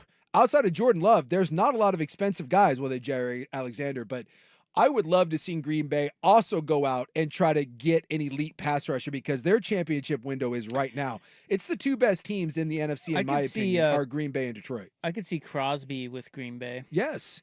And by the way, Xavier McKinney has been an absolute stud. So not only have they hit on a lot of young draft guys, obviously, and their receivers, their quarterback, their O-line, but they've been really prudent in free agency. I mean, he has been an absolute stud since coming over from the Giants, and he's been a huge force in their secondary.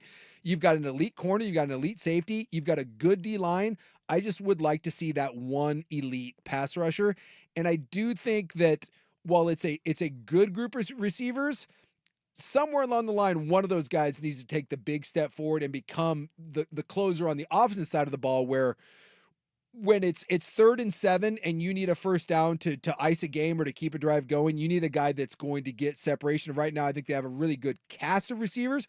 I don't know if they have a true number one, but I love the makeup of this team, and it's young and should be together for a while. But those are my 2 best teams in the NFC. Yeah, I would say Green Bay rivals Detroit, and we'll see them. They haven't played yet, right? Yeah. Have they? No, they haven't played. Yeah or no? No, I don't think they they've have not. Not that I remember. Yeah, but they'll play twice. And I'm pretty sure I would have remembered that one. Right. They've got them. They've got to be coming up. Yeah, Sunday, November 3rd, and then they get them Thursday, December 5th. But like the Niners, Eagles, Cowboys, they're all, like, if the playoffs started today, they're all out. Yes. Well, when you look in the NFC, the Commanders' defense is horrible, but they're 5-2. Their offense is going to be, they're just going to be in shootouts. And as long as Daniels is healthy, and by the way, maybe it doesn't matter because Marcus looked really good too. Hey, they held Carolina to 7. Right? Their defense is bad. Like, I'm telling you, the Washington defense is bad. And they lost Jonathan Allen for the year. So Washington's a fun team. Their defense is taking them nowhere. Philadelphia, is a sinking ship. That thing is being held together with duct tape. They hate Sirianni. They have a really good roster, but I just have zero faith in them. So I don't think there's a contender from the East. And then the NFC South is the definition of, I really like Tampa Bay. They just lost arguably their two best offensive players, maybe for the year. One for the year, and that Mike Evans hamstring, that's going to be a while. And so I don't, Atlanta is the definition of mid. And then the NFC West, I'm telling you, the 3 best teams in the NFC, are all in the NFC North. The Lions, the Packers, and the Bears and the Vikings are the 3 best teams. Hey, the Bears would be in the playoffs if the playoffs started today. Did you know that? Yes. This is why I love the NFL. It might be the 7th best team. It's possible. You just can't predict any of this crap. No. It's great. No. The Colts would also be in. Dude, if you're looking at the AFC. They're so bad. By the way, I was looking at Washington. Anthony Richardson. I know we got a break, so I'm not even going to get started. But playoff team, bitch. Oh my God. I was looking at Washington's rank defensively. They're kind of middle of the pack. Look who they've played. Statistically. I'm telling you, it is a bad defense. Tampa. It's bad. Giants. Bungholes. Cardinals. Browns. Ravens and Panthers. Yeah. By the way, the Ravens put up 30 on them, and the Bengals put up 33, and the Bucs put up 37. So the good teams are putting up. They're not. Yeah, they're not. The good. Giants, the Cardinals, the Browns, and the Panthers are who they've held down. Yeah, yes, it's interesting. 3 of the worst teams in football. Washington's fun story. Love what they're doing offensively. Daniels appears to be the real deal, but you can't be so one-sided come playoff time. That'll be a team that'll win 10, 11 games, wins their division, and then they'll get to the postseason, and you'll be like, hey, what happened? Well, a defense will slow them down, and their defense is not going to be able to stop a nosebleed. Okay, big fella. Is that what they call you? Big Sook? Sure. Big fella. You can call me Chief. You can call me Buddy, Guy. I've got a dumb football question for you. Ask away. I'll probably give you a dumb answer. That I thought about over the weekend with regards to Patrick Mahomes in the Chiefs. He's really good, by the way. He is. We will get to that next. Here is Will. Now, from the Fan Sports Desk, a Sports Center update on 1080 The Fan. First on The Fan, it is halftime right now in Boston, and it's been all Celtics. They're up 74-55 on the Knicks. Jason Tatum already has 25 points. He's 6 for 9 from beyond the three-point arc. The other game going on tonight, the Lakers, they're going to host the Timberwolves in L.A. Despite being on the road, the Timberwolves are favored by 1.5. That game's going to start immediately after this one. The 76ers will be without 2 of their stars to start the season. Joel Embiid and Paul George, they're going to miss their season opener Wednesday against the Bucks. Embiid will miss at least 3 games. He's got some left knee management that they're dealing with. He's had issues with his left knee. And George, he will be reevaluated in a week after he suffered a bone bruise to his left knee in the preseason. More sports scores and stories in 30 minutes. I'm Will Ortner at the Fan Sports Desk. Listen live or on demand on the Odyssey app, the Fan's desktop player, or tell your smart speaker to play 1080 The Fan. Your favorite fan shows are on YouTube. Mash the subscribe button.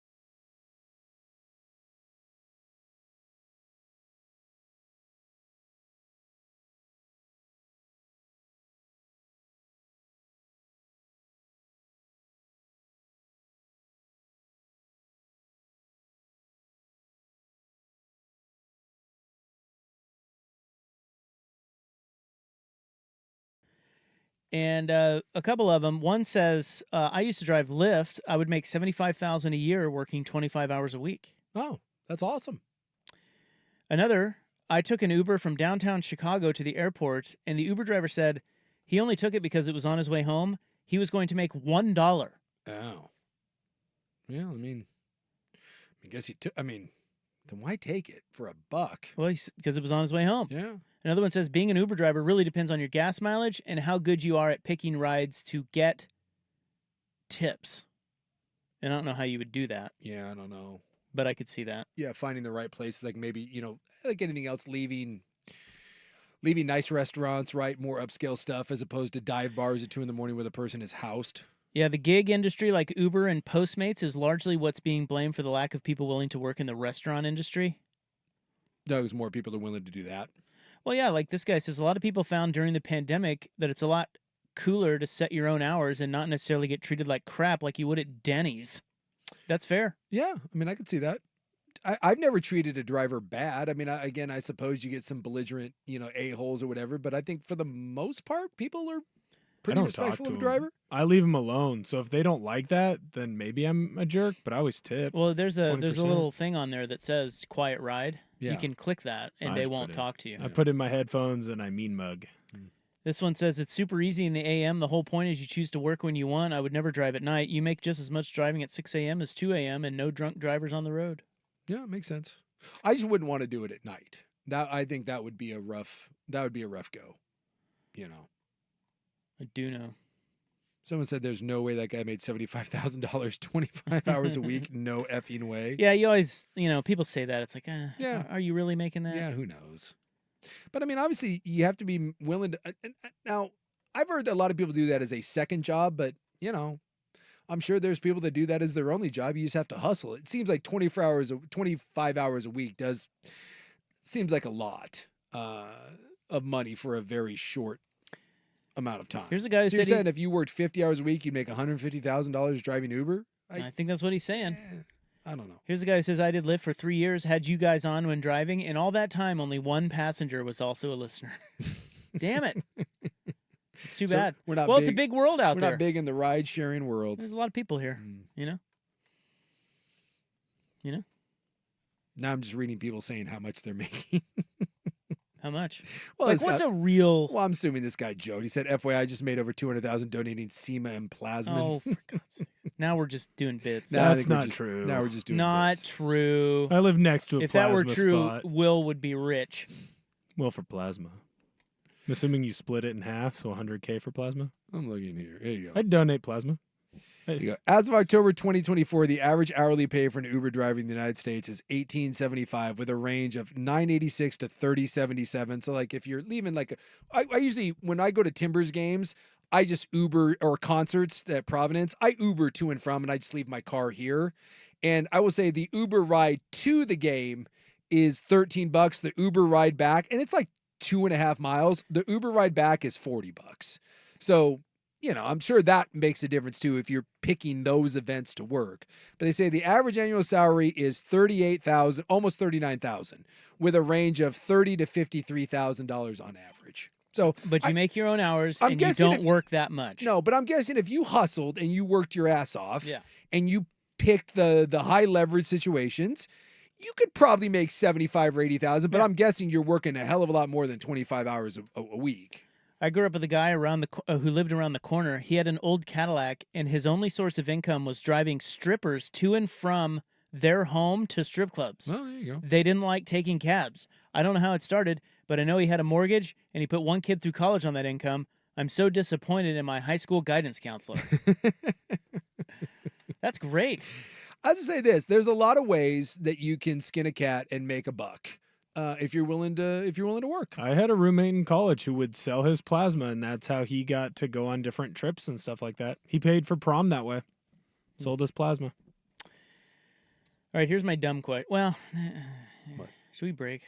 I don't know. You're the one that wanted the dumb question, and then you got off on. You were fascinated by the Uber thing. I still am. Yeah. I'm still reading through these. There's a lot of people who have a lot of input about driving Uber and Lyft. Sure. Well, I think it is definitely one of those that, I enjoy the people that have hot opinions that have never done it before. That's always the one that I love. This guy, during the snowstorm 2 years ago, was making $100 an hour. Yeah, I can see that. It helps to know how to drive. Yeah. Well, and again, you need rides. Although I find it interesting that, we're willing to like I can't drive in these conditions. It's terrible out there, but I'll make you drive. But I'll pay for it. You got mad when I drove. Did I get mad? Yeah, you did. Oh, yeah. Will was like coming in here. I was like, dude, this job ain't not worth driving in that. Will's it wasn't that bad. I'm making it in. You're acting like I was in Snowmageddon, Hurricane Sandy. Will, it took people 14 hours to get home. Took me 45 minutes to get here. Was he dadding you?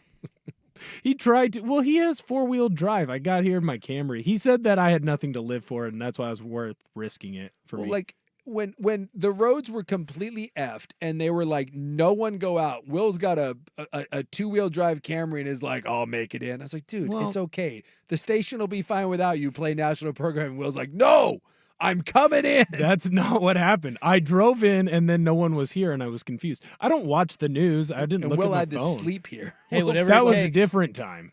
Whatever it takes, Will. Okay, let's get back to sports. I've got a Patrick Mahomes question. I want to run it by you. It's a really dumb thing. Okay. But it's just what fans think about when they sit there and watch football. Sure. And I'm gonna toss it out there. Let's do it. We'll get to that next on The Fan. It's time for a Ducks Report, the inside story on Oregon athletics. Brought to you by Mods PDX. The future of building is here. Well, the Ducks are number 1 for the first time since 2012. Dan Lanning wants no part of that. No, Dan doesn't care. Dan. He could give a rip. No. But they are playing Illinois this week. Yeah, which actually sneaky good game, right? Sneaky good Illinois is a top 20 team, right? I think they're 20th in the country. And I know they don't knock your socks off because, well, they're Illinois. Yeah. They're pretty good, dude. Yeah. I watched them twice, This Kansas and Michigan. Yeah, this is not Purdue. How about that? They're tough. Although Purdue game would be. Mods PDX, the future of building is here. The definitive podcast for Oregon Ducks football.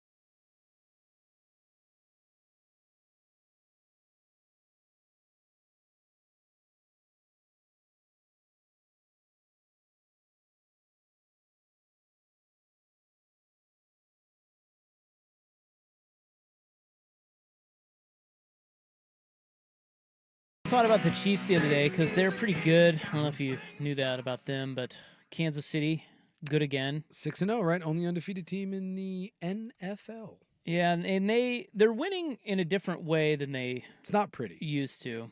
Well, they play really good defense. Yep. And It's really, honestly, the last 2 Super Bowls have been more about their defense than their offense. well, and they have a superstar at quarterback. Yes. But the thing that I was going to run by you is like I feel like so when Mahomes first burst onto the scene, he basically changed how defense was played because he was so explosive. And teams would blitz or they would try to create negative plays and he would just kill them. Yep. But he had Tyreek Hill. He had a younger Travis Kelce. Why don't because they're sort of nickel and diming everyone now. Yes. Mahomes is still making plays, but all these defensive coordinators are like, I'll be damned if he is going to beat us over the top or with these explosive plays. So they're just basically chunking their way down the field and winning games at the same rate. Yeah. So it's not working. No. So why don't teams get a little more aggressive against a slightly older Mahomes who now doesn't have the weapons that he used to have and at least test it out that way? Yeah, I mean, you are seeing some of this, and their offensive numbers are not great. In fact, you look at their last 2 wins against New Orleans and San Francisco, which, 26-13 and 28-18. Mahomes in those games has 0 touchdowns and 3 picks. But okay. So mainly what you're saying maybe is that they are doing it that way. Yeah. So they've actually disrupted Mahomes. Yes. But they're not, still losing. Yeah, they're not being overly aggressive with him. What they're doing is actually working against Kansas City's offense. They're keeping themselves in games. The Kansas City method of winning now appears to be, we're just comfortable playing mucked up games and we'll drag you into the fourth quarter. And then we know that our guy at the end will make a better play than yours. And we're confident that Spags and our defense will make a big play along the line and get aggressive with you. And teams are still terrified to blitz Patrick Mahomes because of his ability to evade and move around in the pocket. He still terrifies people. Okay, but they're still losing. They're still losing. So my point is... Try something else. Yes. Try to force some turnovers or negative plays or create some sacks. The thing about them is, it seems like every time I watch them, they never go backwards. Dude, they get 4 and 5 every single time. Yeah. So you have to, in order to stop. Now, I think defensive coordinators like, okay, I will take that with him because I've seen way worse. Okay, that's understandable. But at the same time, you're still losing games. They're still undefeated. Why not say, okay, in this game, guys, we may give up an explosive or 2 from Mahomes. He's really good. But let's not worry about that. What we need to do is be super aggressive to try to create at least 2 more punts. Yeah. Because they never effing punt. It's like, create a sack. All it takes is 1 sack, 1 turnover, a couple of negative runs, and you have them behind the chains, and it makes it so much tougher on them. Now, they're going to burn you a time or 2. They're good. But why not approach it that way? It's almost like they're too fearful of him. I could see that. He is a force unto himself. And so I think when you look at a lot of defensive coordinators that say, hey, if we hold this guy to 20 points, we feel like we're doing pretty good. And so there's an element of we feel like we're doing a good job against him. Like I said, like he has thrown an interception. Believe it or not, he has more interceptions than he does touchdowns this year. He's like 23rd in the league in quarterback rating. He's not having a great year, but they scored 28 against the Niners. Yep. Because again, they get short fields, they get turnovers, and they play really, really good defense. Some of that's Purdy. Some of that is, but I'm looking at Purdy their had numbers. 3 picks on his own, so they scored 27 against Baltimore. Yep. They scored 26 against Cincinnati. Only 22 in Atlanta and got that win. Yep. Only 17 against the Chargers. 26 against the Saints and 28 against the Niners. It is not a juggernaut offense that they're playing with. And by the way, he's playing with a bunch of receivers that aren't very good, and he's playing with a bunch of injured guys as well. Juju Smith went down. I know they're not a juggernaut, but you still have to beat them. Yes, and no one has. So why not take more chances? I will say, and I know that early on Baltimore's defense wasn't great, and Cincinnati's defense isn't particularly good either, but when teams have tried that, it has been a Mahomes kills us. And recently? Or you're talking about when he had Tyreek Hill? I just think always. I think when you saw, even in last year, like in the Super Bowl, when teams heat up Patrick Mahomes, his ability to evade and extend plays and his little awkward runs that he makes and the sidearm angles, I've never seen a quarterback handle pressure better than Patrick Mahomes. But I do think you are seeing teams that have slowed down this offense over the years. And I think there's a belief amongst defenses that what they're doing is good enough. And the proof's in the pudding. It's not. And to your point, teams may have to get real with themselves and say, hey, we can say all we want that holding them to 20 points is good enough, but it's not if we can't beat them. And no one's beat them over the last 3 years, like when it matters. And in close games, there's just not a player that I think I've ever trusted more than 15 back there. And I do think that in big moments, people get a tight pucker when you're dealing with putting pressure on I that think guy. they're too scared of him, and not because he won't kill you, because he will burn you. Yeah. It's this. It's the idea that if you can force a punt, yes, he may beat you a couple of times over the top or with his legs like he does. He's Patrick Mahomes. He's really good. Yeah.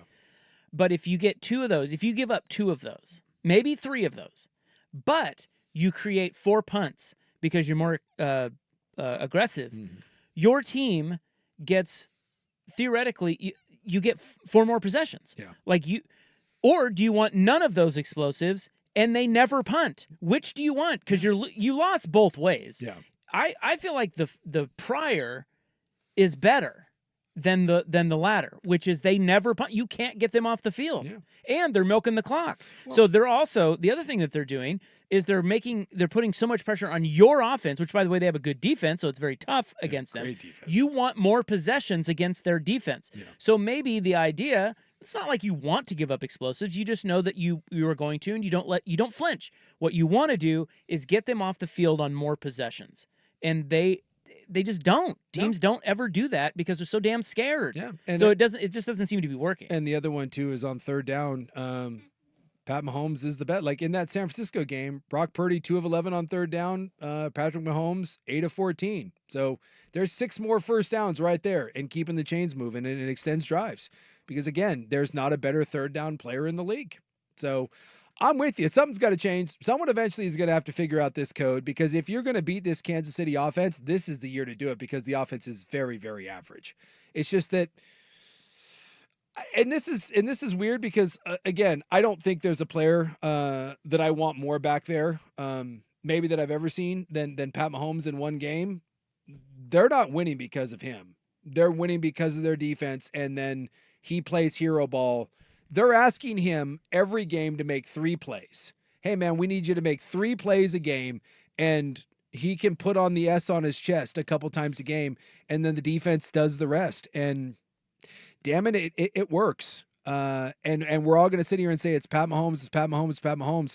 Spagnuolo and that defense are more responsible for the last 2 Super Bowls and for this 6-0 record than Patrick Mahomes. They are, but you have to find a way. Have to find it, yeah. And see, what I'm saying is also getting at their defense. Yeah. It's putting their defense on the field more. Yeah. And that's part of help. That's helping you. Yes. You got to find a way to wear them out. No. Somebody should hire me as defensive coordinator. Do you think teams, even though they haven't shown it yet, do you think teams, after watching Xavier Worthy's 40-yard dash, do you think they'd treat him almost like they would if Tyreek Hill was back? He's so bad, though. I mean, he's fast, though. That's all he is fast. Yeah, I think they're just scared of Mahomes. He's just, dude, Worthy's not. He's a gadget player at best. The amazing thing is when you look at their offense, what they're doing, it's a ragtag group of guys. If you had any quarterback, which is another reason to maybe force him a little more. And I wonder if we get into the second half, especially now with the depleted resources they have, if we don't see more of that. Yeah, just try it. It doesn't have to be every play. Yeah, bring the heat. Do Pick something. Your spots. Yeah, but they are forcing more turnovers. I mean, at least.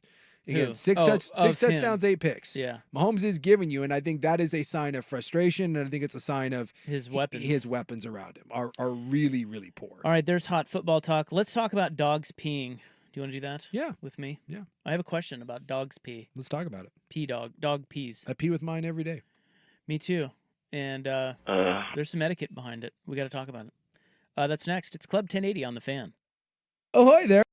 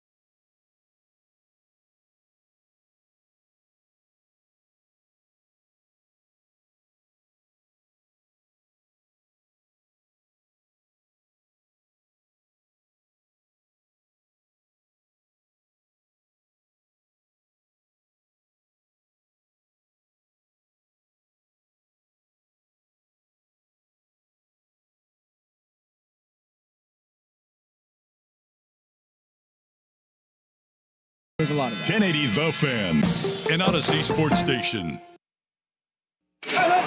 Now, from the Fan Sports Desk, a Sports Center update on 1080 The Fan.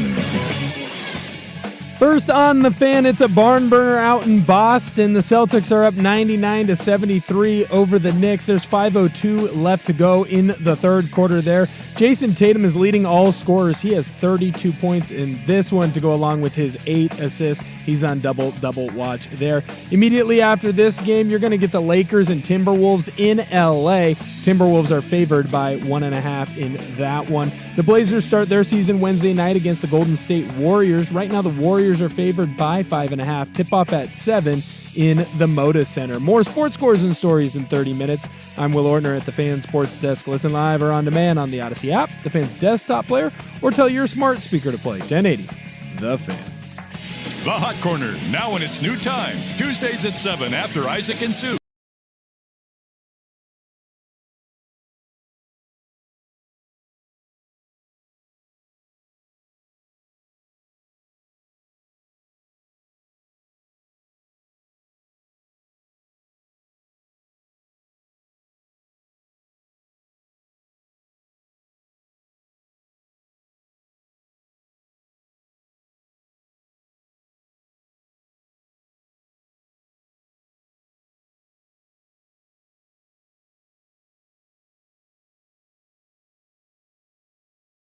Morty, starting right about now. Club 1080 with Isaac and Souk is brought to you by Pub Beer, the official beer of cheap fun. Being a man of increase. They're eating the dog. At the club 1080. Oh, God! The hottest spot north of New I love cows. Am I bugging you, Ron? Club 1080. Freaking bitch! I'm gonna kick your ass, you little bitch. I freaking punch it, bitch! I'm coming hard. Pop me up over there, bitch. He's a bitch. That whiny bitch. I'm gonna show you my boobs. Freaking punch it, bitch! And I'm gonna shove a burrito in my ass. God, That was aggressive. resourceful little bitch. Do we have a levels problem? I feel like we have a little bit of a levels problem. Is everything okay over there? coming in hot. I don't know. Yeah, blame Ortner. I don't know what he's doing. Yeah, I'm gonna blame Ortner or just our new stewed. Yeah. You freaking bitch! That's How far up your ass is your head? It's above my pay grade anyway. could be that you just put an extra little spicy mustard on that bitch. You know. Hop on this jock. Well, guys, we made it. We did. We made it through another one. Another one. Made it to the club where My TV isn't working, so I can't watch my Red Wings. we have. By the way, the Celtics are up by 26. I on have the watched Knicks. 7 seconds of this game, and I think it's 6 seconds too much. I would agree. The Celtics have 24 threes, Seems like a lot. and they've only made 12 other shots. Welcome to the NBA. The NBA, it's fantastic. I wonder if Danny is live tweeting this game. By the way, did you know if Danny has earrings? Yeah, he Did you was- know that? I did not. I noticed that today, and I was like, "Hey, have you always had those?"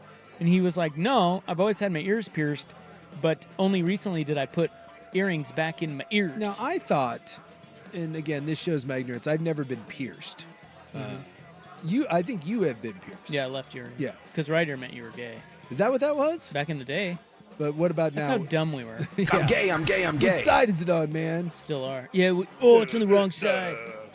I've never been pierced. But isn't it if you don't put earrings in your holes, they close up? Am I? I think over time, but not like. I mean, put it this way: I had an ear piercing in maybe like the 90s, and as recently as 5 years ago, I could stick something in there. Really? Yeah, I remember we were goofing off You one were night. dinking around one night? Yeah. My I wife and would got a give little kinky. anything if you put like LT, Lawrence Taylor had the LT earring, and Barry Bonds had like the. Yeah. I would give anything if you had a big dangly IR from your ear. Anything. That's fantastic. That would be You know incredible. what? You gave me an idea. I'm in. Isachi. But you don't think you could put the? You don't think you could put them in now? I don't know. I haven't tried. The nose piercings get bigger, at least for a little bit before they close. Do they really? My brother's, yeah, he kept taking his stud in and out, and eventually got so big that the stud would keep falling out. Isn't that the ones though, like nose rings and stuff? Don't you need like a special tool like to get those out? Those aren't like regular piercings. Like those are like they're like bolted in, right? Depends on which one it is. Not that I have a piercing either, but my brother's was a stud in the top of his ear or his nose, excuse me, and so it would just like he ripped it out a couple times and then it came out and would fall out all the time. Yeah, this guy says his piercings are still open, and he took his earrings out 15 years ago. So I'll be damned. Yeah.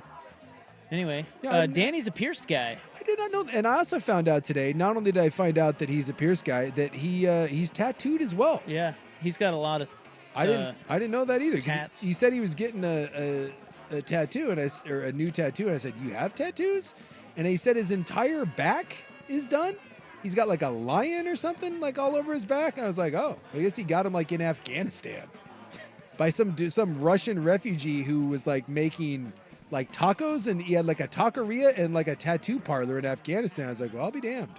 Anyway, he's all blinged out. Yeah, that's one thing I don't. I've never done it, and at this point, can you imagine? Like, is there anything more midlife crisis than a 46-year-old man coming in with piercings? It's funny you say that because that's exactly what he said. Because I asked him about it, and he's like, dude, he goes, it's pretty clear I'm in a midlife crisis.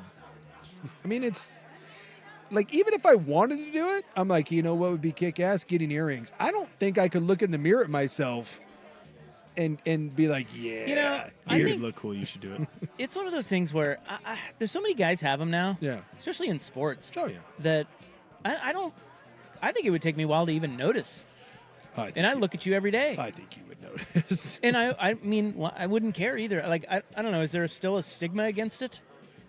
I mean, I don't think so. I don't think it's a bad look. It's just it just kind of is. People do it. No, I don't think it's a bad look. It's an expression for some people. I don't know why. I would feel really weird. I don't know. I couldn't tell you why. It's because you're a homophobe. It's possible. Is anyone for the last 30 years associated earrings with being gay, by the way? Like, that's like strictly like 1988. I know, but that's why I think that stigma comes from the old homophobes, which is kind of what you sound like. But I love the gays. Well, I would be captain of the Pride then Parade. Prove it, and get your ear pierced. I don't think jiu-jitsu and boxing would go well with fresh earrings. And plus, I have cauliflower ears, so I'm not certain that would work very well on that either. Now, I do stick needles in my ear, but it's usually to drain fluid. What are those big round earrings? Gauges, right? Huh? The gauges? The gauge? Yeah. I'm going to get one of those. You should. Where your ears big look ones. Where your ears look like onion rings? Yeah. We have it was awful, but we have a guy at my jiu-jitsu place that has those, and he takes them out obviously when he trains, and someone got a finger through it once, and I was like, yeah, because they're pretty big and they dangle down, but you can't have earrings in when you do it, and someone had like a pinky or something just slip on in there, and I was like, that may be the most violent thing you could possibly be. To have another man fingering your ear hole. It's just bad. No good. Because when you get your ears pierced, you have to keep them in for a while, right? I think so. Yeah, I don't think you can like put them in. I know with my daughters, like you can't put them in, and that you have to leave them in for a period of time. So that would not work. I am incapable with my hobbies of having earrings. You, on the other hand, I think you'd look great on the golf course with a big dangling IR in one ear and then a cross on the other. If it was good enough for Mr. T, it's good enough for me. That is. So which would be better? Suk randomly showing up with hoop earrings or a terrible toupee? Which would be better or worse? Well, I would feel worse about the earrings, believe it or not. Because the toupee would kind of be like a comical ha-ha sort of thing. The earrings would just make me feel uncomfortable. I think you should do it. Just tape it when you go to do your wrestling. You think Danny has a Prince Albert? It wouldn't shock me. What's that? That's through another part of your Through body. your ween. Yeah. Why is it called an Albert? That's a good question. I don't know. I don't know why it's called a Prince Albert. Some guy named Prince Albert was the first one to do it. Like some old English king was like, watch this. He wasn't a king. He was a prince. He was a prince. But he was English. I'm going to put this bolt through my dong, and away you go. Check this out, ladies. Yeah. You would think a prince wouldn't have to do that. Well, I don't think he has to do anything.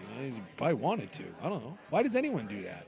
Who's the first person to... I mean, piercings and all that stuff, that goes way back. That's tribal stuff. I mean, you go look at some of the tribes like in the Amazon, they got nipples and all kinds of different stuff laced and pierced and doing God knows The what. most popular story of how the Prince Albert attained its name involves tight-fitting trousers, which were fashionable during his era, which was the early 1800s. Prince Albert was reported to have the penile piercing in order to hang his penis to one side of his trousers, as this was more aesthetically pleasing. Oh, there's not a better way to do that? How about that? Huh. That is Learn something new every day. Why does he have to hang it? Well, again, it messed up the line of his pants. You know, we all hang to one side or the other, and this guy didn't like the way it looked going the other way. There are also other theories that he had, what do they call it when you got a crooked ween? Whatever that's called. I don't know, dog leg left, I don't know. But he had a crooked ween, and he used that to straighten it out. Straighten it out. What year was this? He was like, I don't know, 1700s, 1800s, early 1800s. I'm questioning the sanitary conditions of sticking something through your ween in the 1700s. Totally. You're just wait, he was born in 1819. Yeah, that's before antibiotics and all that stuff, man. You're just asking for dry rot at that point. So he was married to Queen Victoria in the UK. They had a bunch of kids too. You know that thing was infected. You know there was pus involved in that. Ugh. Well, someone here needs earrings. All right, I guess we got Danny. So Danny is I think he's the only one. I could see, does Sprague have an earring? I feel like Sprague did. I think he does. I think Sprague's an earring guy. See, now here's the thing, and this is not a judgmental call. Uh-oh. No, I think he looks good. Sprague seems like an earring guy. He, like, if you just showed me a picture of Brandon Sprague and says, or you lined up the fan staff and you said, who on the fan staff has earrings? Wouldn't it be Sprague? Schulte. Yeah, I can see Schulte. Schulte's a bling guy. Yeah, I can see Schulte. I don't know if he does. Earrings. But I don't know why. There's earring guy and there's non-earring Well, that's guy. like anything else. It's like if there's fedora guy and there's non-fedora guy. Yeah. There's people that can pull off things and other people can't. Like if I saw Dirt with earrings, I'd be like, what? But Sprague with earrings, I'm like, yeah, it works. Dusty was earring guy for a long time. Was he? Yeah. Yeah, he was earring guy, double earring guy. But he hasn't had them for years and years. Yeah, it says the most likely theory is that Victorian haberdashers called it the dressing ring and used it to firmly secure male genitalia to the more comfortable leg. It was very popular in those days for men to wear extremely tight trousers, and the piercing helped minimize visible endowment. And now someone's asking, does anyone here have the navel piercing? The Jason Swigard belly button. Not me. Maybe a nice belly button tattoo? Like the Reggie Miller sun around it? What if Danny has that? What if Danny has some sort of weird belly tattoo? Well, I was only half listening, but he did say he had a bunch of other piercings. Oh, boy. Yeah, and I don't remember all he listed, but what is this called right here when it's right under the lip? He had that pierced, too. Yeah, I don't know. That's Those are gross. Yeah, I don't know. It's like weird soul patches. I know there's a name for that. Yeah, he used that term. I had a teacher with one in the back on her neck. Oh, wow. Freaked me out. What about the little piercings, like the clips on your teats? You know, so he holds you up when you're in what? Am I the only... What? Well, you know, like nipple piercings. I know what he's and talking they hang you from the, a lot of people, I had a guy at our gym ask me about that one time. Why? Because he was weird. That's not weird. Just people are into some other stuff, you know? Boy, that is was something weird. else. You've never seen that, like in the movies or anything? I'm still trying to figure Perhaps out your porn? Your alternate porn. Trying to figure out what the that one like on your lip is, because I thought it was the septum, but the septum is the bull ring. The septum is in the middle part of your nose. Yeah. Idiot. Which I also find very weird. Doesn't it just feel like you've got to like pick your nose the entire time? I have a buddy with one of those. I don't know why you would do that one. Oh. He liked it. Why? I don't know. He thought it looked cool. He had it for a bunch of years. Yeah, that's really what it is. You think it looks cool? Do it. Sure. You do you, boo. You do you. Well, now we've got earring guy, aka Danny. I'm surprised Will, as broy as he is, doesn't have any tattoos. I'm not as broy as you guys make me out to be. You just see bros you're bro. on TV. I'm bro. I'm not as broy as you think I am. To see someone Will's age who wears a Hooters hat backwards all the time, it's shocking. I only wear that in here. That Will doesn't have a tattoo. In what ways are you not broy? I didn't say I'm not broy. I said I'm not as broy as you think. Okay, in what ways? A lot of true bros are what I do to another level, is what I would say. I see what you're saying. You're minimal bro? Yeah. Not like over the top bro? No, because I can be normal when I need to be. Like if I have a conversation with the boss, I can be normal. I can, I have a lot of buddies that cannot. That can't? They're broy no matter what? Stuck on bro? Yeah, a little bit, man. Really? It's hard to get out of being a bro. See, that's an interesting, we don't need... We can come back and talk about it. I know, but I've always thought of being a bro as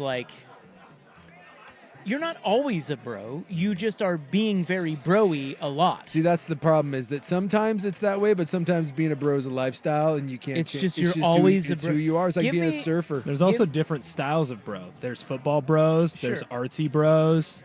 There's all kinds of bros. Yeah, but give me the traditional bro. Okay. Give me an example of one who's just always a bro.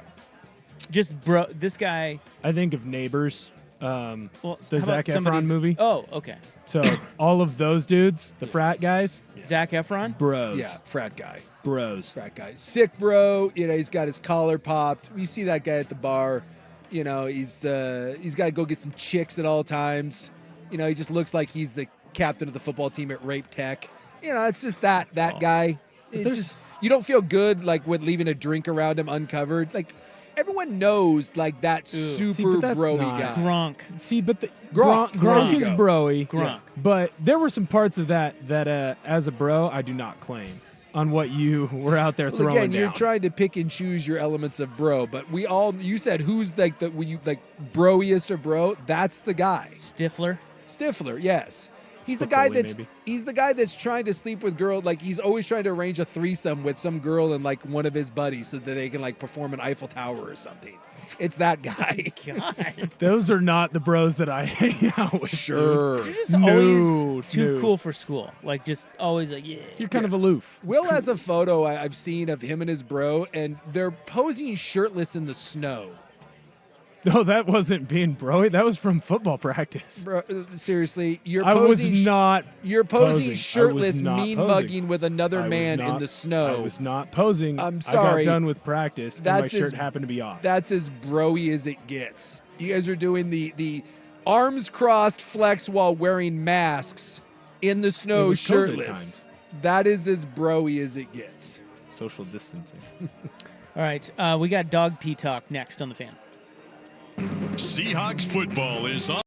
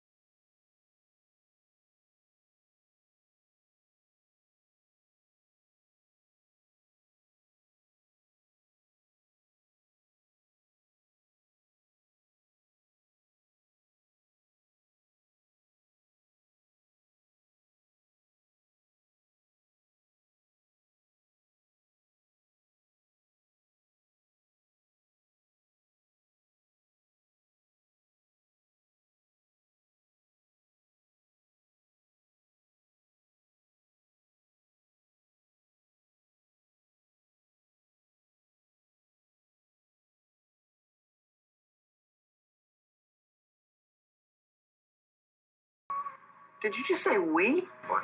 Did you just say we just stepped out of the shower? I said he. Right, okay. Club 1080 with Isaac and Souk is brought to you by Pub Beer, the official beer of Cheap Fun. Double Sun Power!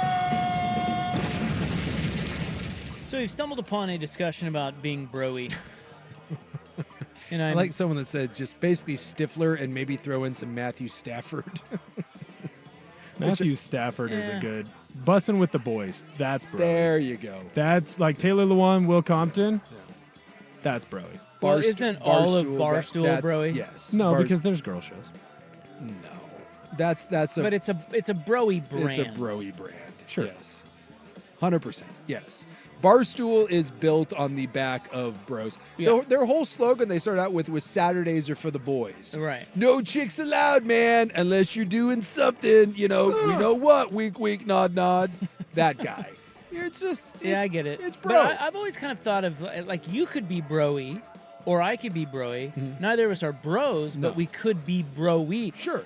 We're now defining a bro as just, you're just, like, that's a person. Well, there's two different types. Because See, I can be douchey. Yeah. Doesn't mean I'm a douche. Well, someone's asking where the bro and the douche intersect on the Venn diagram. Yeah, that's a good. We all have aspects of something that we do that's broy. We all have aspects that are douchey. Correct.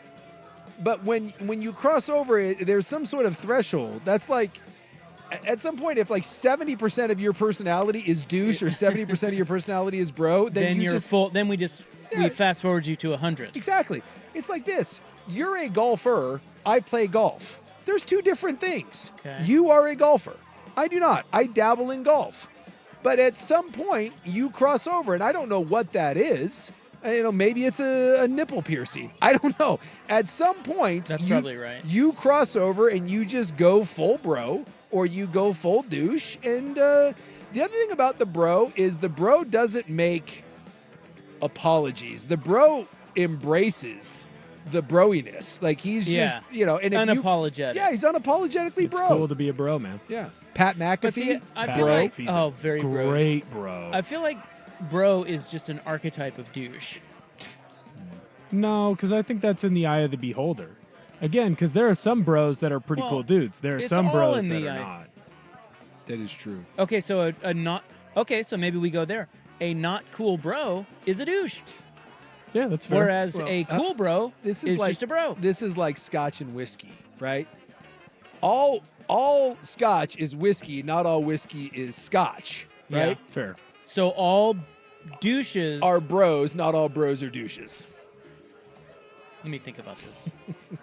Would you classify me as a douche? No. No, but you're But a bro. I'm definitely broy. Yes. That's what I'm saying. Fair. That's fair. Which is why I say I'm minimal bro. If you're a douche, you're a bro. If you're a bro, it doesn't necessarily mean that you're a douche. No, because you can be a douche without being broy. There's a lot of douchey behavior that's not broy. There's For sure. stuffy guys can be. Yeah, I suppose. Or what about like just a-holes or like people who treat women terribly? Like you don't have to be a bro to be a douchebag in that way. So I don't like that. Maybe this is our life's calling. To find a... We're going to put together the Venn diagram, bro v douche. And who is right smack dab in the middle? Probably the Barstool guys. That's probably Boy, I tell you, Portnoy. Portnoy is not a bad answer to that. No. He's about the epitome. And then he shows you what happens after you're broy and you get old. Now, what about and you get money. What about the bro who is also kind of funny? Or maybe the douche who's kind of funny? Like somebody brought up Gardner Minshew. He's doing bits. Yeah. Very bro-y bits, but they're actually pretty fun. Yeah, I like him. I think he's a fun guy. Gillis is broy. Certainly So bro. not a douche. Not a douche. Because we like it. Yeah. Gillis is broy. Like Who's Gillis, Gillis? Oh, Shane Gillis. the Theo comedian. Vaughn See, gets kind of broy. Gillis is funny and broy. Dude, Theo Vaughn is a douche of the highest order. Theo Vaughn's just weird. I'm not a big there's fan a weird of Theo. again. It's the two stand-up comedians that probably appeal to the same class of people, but again, at some point the rocket boosters peel off.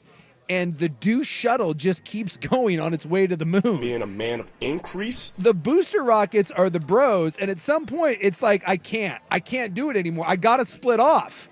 I can't do it anymore. But the douche doesn't stop. The douche keeps going. The douche is on his way to Mars. He's got a mission that will not be. You can't fix it. You can't fix it. It's just, the douche has no conscience. I think the bro, for the most part, at least, is somewhat aware that he may be a bit much for people, and to maybe tone it down. Well, I think we did it. I think we have solved. We solved it. The riddle. I like Baker Mayfield as an answer. That's pretty good. Yeah. Oh. That's on the Vancouver. Douchey and bro. Like, is he like right in the middle of that? He might be diagram? your Venn diagram. He is riding that thin line. That is a good one. He's like, he wants, again, because you find me something broier and douchier than having sex in the Cheesecake Factory parking lot and telling the girl, we doing this or what? Right? And if his buddy wanted to watch from the back seat, he'd let him. That's what I'm saying. If you've ever been like, dude, I'm going to nail this chick in the back of my car at the Cheesecake Factory, you want to watch? You have crossed the line from bro to douche. Therein line. It's right there. He actually told a gal that. That's Baker Mayfield. Yeah, I think we found it. Yeah. I think you're right. Will knows that guy. Look at that smile on his face. Will knows that I know friend. a lot of those guys. Yeah. I'm going to hide in your closet and check it out. He's like, yeah, bro, that'd be sick. I'll high five you after I'm done. Well, the next question is what sport has the most football broy douches? Football. Or douchey bros? It's football. It's me and my buddies buying a 30 rack, getting drunk, and then having a bench press competition. It's football or maybe baseball. Baseball's a good call Baseball's there, good too. because there's a lot of downtime. There's usually a lip pillow involved as well. What? The Zen. Dip or Zen. It's Zen now. No one dips. No one dips. Nah, dude, that causes cancer. Yeah, Can cause cancer. It's so healthy for you. I don't Zen. Don't look at me. That's how old cigars. school I am. I'm like, what? We're having a pinch of the bear? They're like, whatever, old man. Give me a Zen. Give me a Lucy. Well, there was when we were the last time I drove to Canada with my buddy, we stopped at I don't know, it was in Tacoma or Seattle. We pulled over to get gas and get something to drink because we were driving at like midnight and we got like a caffeine shot or something. And they had the tobacco pouches. Yeah. And the ad was making fun of, the ad said something like, I love that the tobacco pouches are calling the Zen Bros out for being a bunch of candy asses. Like, you want to be a real man, eat this Kodiak. Hockey's also a good one, too. Yeah, hockey's very broy. Super broy. But that's more of a, I don't know, it's more of a weird surfer Canadian. It's like a weird cross. But yes, hockey definitely is pretty broy. Okay, now we get to dog pee talk, I think. Now. I don't know. Here's Will with SportsCenter. Now, from the Fan Sports Desk, a SportsCenter update on 1080 The Fan. First on The Fan, it looks like the Celtics are going to get it done in Boston. They're up 132-109 over the Knicks. 3 minutes left to go in the fourth quarter of that one. Jason Tatum has a double-double. He's got 37 points and 10 assists in this one to lead the way for Boston. As soon as this game is done, the Lakers are going to take on the Timberwolves in LA. Right now, the Timberwolves are favored by 1.5. More sports scores and stories in 30 minutes. I'm Will Ortner at the Fan Sports Desk. Listen live or on demand on the Odyssey app, the Fan's desktop player, or tell your smart speaker to play 1080 The Fan. The Fan Merch Locker has new shirts from the fan shows and hosts you love. Get yours now at 1080thefan.com. All right, well, we're back for the advocates here. These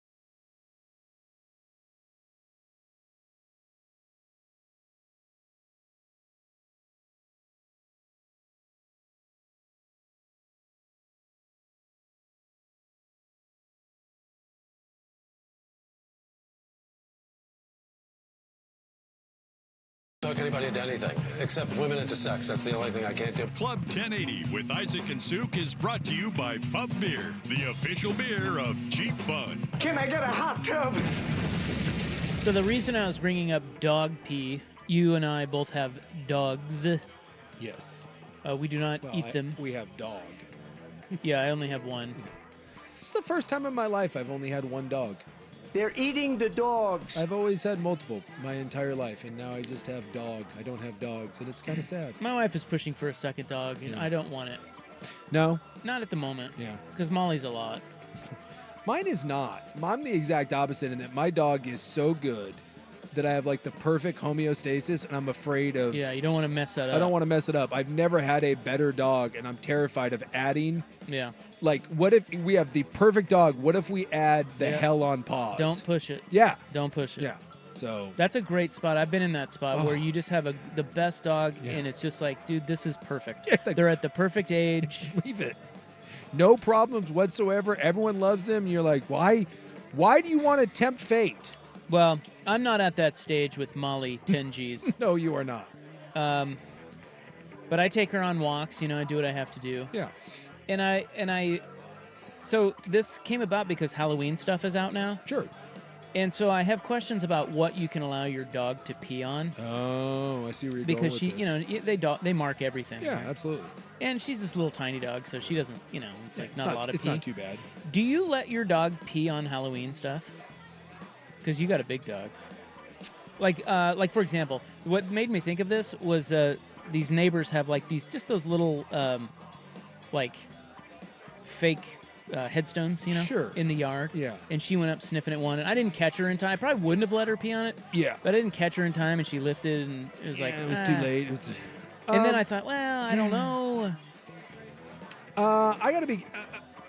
I will say this. I try to make an effort to be aware of where my dog poops and pees, especially because of his size, and I know that it's a lot. But at the same time, I do not care that much, if that makes sense. No, it does. I know what you mean. Because Right? I'm kind of the same way. Yeah.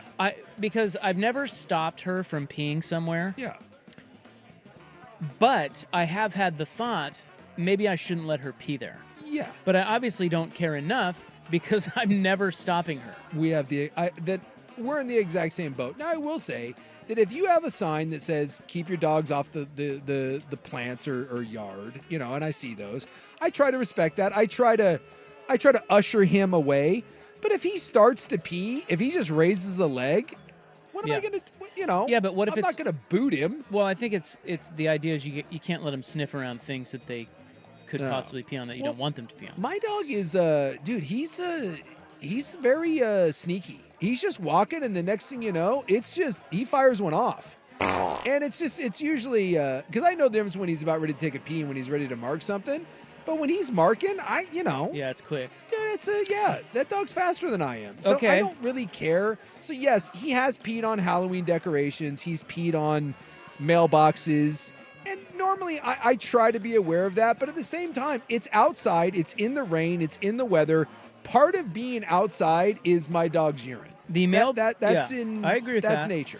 Now, the mailbox thing I've never really had a problem with. Or ever had the thought, like, I shouldn't let her pee there? Yeah. What about the base of a basketball goal that's in the street? Yeah, you're getting peed on. You're okay with that? 100%. What about the, garbage, recycle canisters? You're getting peed on. I think people assume dogs pee on those. Yeah. You've entered the dog's domain at that point. Yeah. By being out on the street? Yeah. Or on the sidewalk? You're outside, man. There is So Halloween stuff is a no-go then? Have we found a line here? That's where, because I know that's going to make its way inside at some point, and it's going to be put away. And I get it. I'm going to try to not have my dog's urine on that, but I'm also not going to feel bad if it happens. What about little lights, those little? Yeah, the little yard lights. Yeah. No, you're getting peed on. I just don't. Hell, I'm peeing on those. Exactly. I draw the line. Outside decorations, I feel like you are in nature's element, and my dog is part of nature. because there's rabbits running around there. I got possums. I got raccoons. My dog's pee is probably the best thing that's happening to your yard decoration. So yeah. So there's really not a lot. No. If it's outside, yes, there's really not a lot that you shouldn't expect dogs to pee on. No, the only thing that I try to respect, like, wholeheartedly is the sign. Tires of your car, fine. He doesn't pee. I don't think he's ever peed on a car. What about turf? Molly has. Well, turf is designed so that dogs can pee on Yeah, it. I stand by my statement. Yeah. If you have a sign that says, please keep your dog off my yard, Yeah, I get that. I will respect it. Well, that's an easy one. If though. you do not, What about a car? What about a tire? no, I don't care. Yeah. No, I'm fine. We're peeing on that. It's like whatever. I'm not even to be honest with you. I'm not even blinking. Yeah, car parked on the street and my dog whizzes on your tire. Whatever. What about your neighbor's shoes? Well, that would be problematic. Because again, you think about what that car tire goes over on a day-to-day basis. Right. It doesn't matter. My dog's urine is nothing. Yeah, the shoesies, that would be that's uncalled for. What if he's an ass? Well, then maybe. Like if my dog whizzed on my bitchy old neighbor, like like right on her. Yeah, I would probably laugh a little bit. Yeah, I remember one time I had a really a-hole neighbor. This was when I was a kid, Mm-hmm. so this is in Kansas. Bob Blackwell. Bob, God, he was an ass. Son of a gun. Well, and he was a lawyer too, which makes it even worse. And he was, I was walking the dog, and my dog was wild. I couldn't tame the dog. I was like a 13-year-old kid. It's Thunderdome at that point. And the dog, he was all dressed nice, and he was out on the sidewalk picking up his paper or something. Sure. I don't know. Papers, and the papers, dog, business papers. The dog kind of pawed at his leg and got his little suit dirty. Yeah. He freaking lit me up. Really? And yes, he was like, "Where do I send the cleaning bill?" No, for Pete's sakes. Still to this day, I think that's why I am the way I am. Yeah. I was hurt. That's when I became a man of increase. Being a man of increase? Right there. No, I will say that. Sucks. Like. Yeah, he was a jerk. Well, like. But then I realized, maybe that's what got me. It's like, maybe he's right. Like I should control the dog, and I don't know. Well, I remember, like, see, it's a double-edged sword because I am pro dog, and I understand the dogs are going to do dog things, but it's kind of I'm not defending your neighbor because that's a douche move. Yeah. But like, well, he could have handled it better. He could have handled it better, but I will say, it really bothers me when dog person thinks that their dog damaging something is not a big deal. Right. I remember a family member of mine that I no longer speak to, not because of this incident, but another incident involving a dog. I remember once I had it was a new Mustang. It was a lease Mustang, so I am in charge, by the way, of any damage that occurs to that car. Right? It's like when you return a lease, you don't get to beat the hell out of it and then give it back and be like, hey, this is yours. No, you don't. No. And I remember someone coming up to me with their dog, who I was not a huge fan of, and the dog was all jumping around, and that dog jumped up, and he let him jump up and put his paws on in my car, right, on the window. Yeah. And I was like, dude, really? Yeah, come on. And the dog, as he got down from the car, and he was like, ha, ha, ha, and he put his up. Guess what happened to the damn dog's nails? Right down my door. Ripped it. Just big old nasty fun claw marks. And I was like, you have got to be. And you would have thought that I was like lighten up. And I was like, what do you mean lighten up? Like if you went and took your keys and dug into the side of my door, I'd be pretty pissed. But there are people that think that whatever their dog does, it's like, what? It's a dog. Yeah. What's the No, that's fair. What's the big deal? Oh, my dog, destroyed something. Yeah, your dog destroyed something, which means you destroyed it. Dogs are going to do dog things, but you have to handle it. Yes. Right. Yes. Is I think what you're saying. And I think a lot of people because we can't always control the dog. No, but I think it really bothers me when people don't take accountability, as you can tell. It bothers me when people don't take accountability for their dog, and they expect you to just be like, what? What's the problem? What's the big deal? It's just a dog. What about this one? Not on the grass inside the property line. I spent money on my grass for your dog to bum my money. For your dog to burn my money that I spent. Yeah, and that's what I'm saying. Like, if Really? you have a sign, I will Not a respect sign. it. What if it's he's just saying inside the. So okay, let's say we're walking on a sidewalk. Yeah. And you've got the outside of the sidewalk towards the street. Sure. But then you've got the yard Yeah. on the right. No, my dog pees there all the time. On the yard. Yeah. And it's not a big deal. I don't think it is. I don't either. I've never thought it. But that guy says it might be. Well, I mean, look, if your dog is constantly peeing on one spot, you can kill it, like in your backyard. But if my dog occasionally pees on your yard, I mean, and again, if you come outside and tell me not to do it, but again, if that really bothers you, put up a little sign that just says, please keep your, Exactly. cost you $2 on Amazon, put that in your front yard, and I will. But here's the thing, I would have no problem if anyone's dog peed in my yard. I wouldn't either. No, it's a yard, it's grass, dogs pee. All right. It's not that hard to set some boundaries. We'll wrap it up next on The Fan. The home of Dirt and Spray.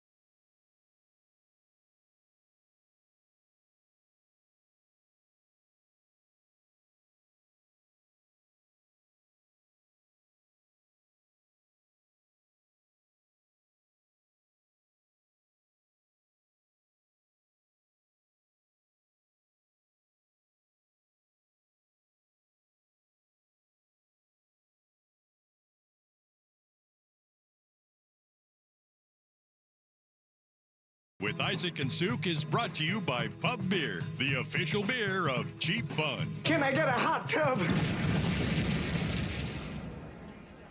All right. Yeah. Well, that's about it. Now what do we do? I think we turn it over to baseball. Hell yeah. Speaking of bros. I love baseball. Joe Fisher. Joe Fisher is a bro. Joe is bro. Now, Patrick Harris is not. No. Harris is anti-bro. I don't think he's a bro. I don't think so. Harris is about as unbro-y as you can get. Is Schultz a bro? Borderline. Yeah. Borderline bro. Yeah, borderline. Borderline bro. But Fish is Who's the broiest guy at the Fan? Is it Will? I think it's probably Orton. Well, Just because I'm the youngest, probably. Because I think you can It's an age out age of thing. broing. Yeah. Yeah. Well, you played college football. I did. Low-level college football, which, by the way, is I believe low-level college football is broier than higher level. Because we actually love it. Yeah, like there is like you're doing. You're not it for, wrong. You are doing it for more of a pure passion sort of thing, and I think enjoy that it, yeah. leads to some broier stuff. Yeah. And you're recently removed from it, and you're still in your 20s, which gives that you should be a bro in your 20s. That's what being 27 is about. Mm-hmm. So I think because of that, by default, Will's the broiest. Yeah. He's the only one that I'm wears okay his with hat backwards. That's like. I always wear my hat backwards. Yeah, but I mean, no one else does, and that alone. It's true. Now that I think about this, you're running away with that title. Yeah. And I'm okay with that. I understand what I am, and I don't think it's a bad thing. Who is next? Probably behind me, maybe Sprague? Sprague. Yeah. Dusty? Sprague's in it. Dusty's too old, maybe. Dusty's bro adjacent, though. Yeah. Like, he can bro it out when he wants to. Sure, but He sure can. Yeah, I think Dusty has hid the bro because he's a father and all of that. Like, if Dusty went through a midlife divorce crisis, he would bro it up. But I think Sprague is probably like second place. I think he's silver, and there's a big gap between Will and Sprague. But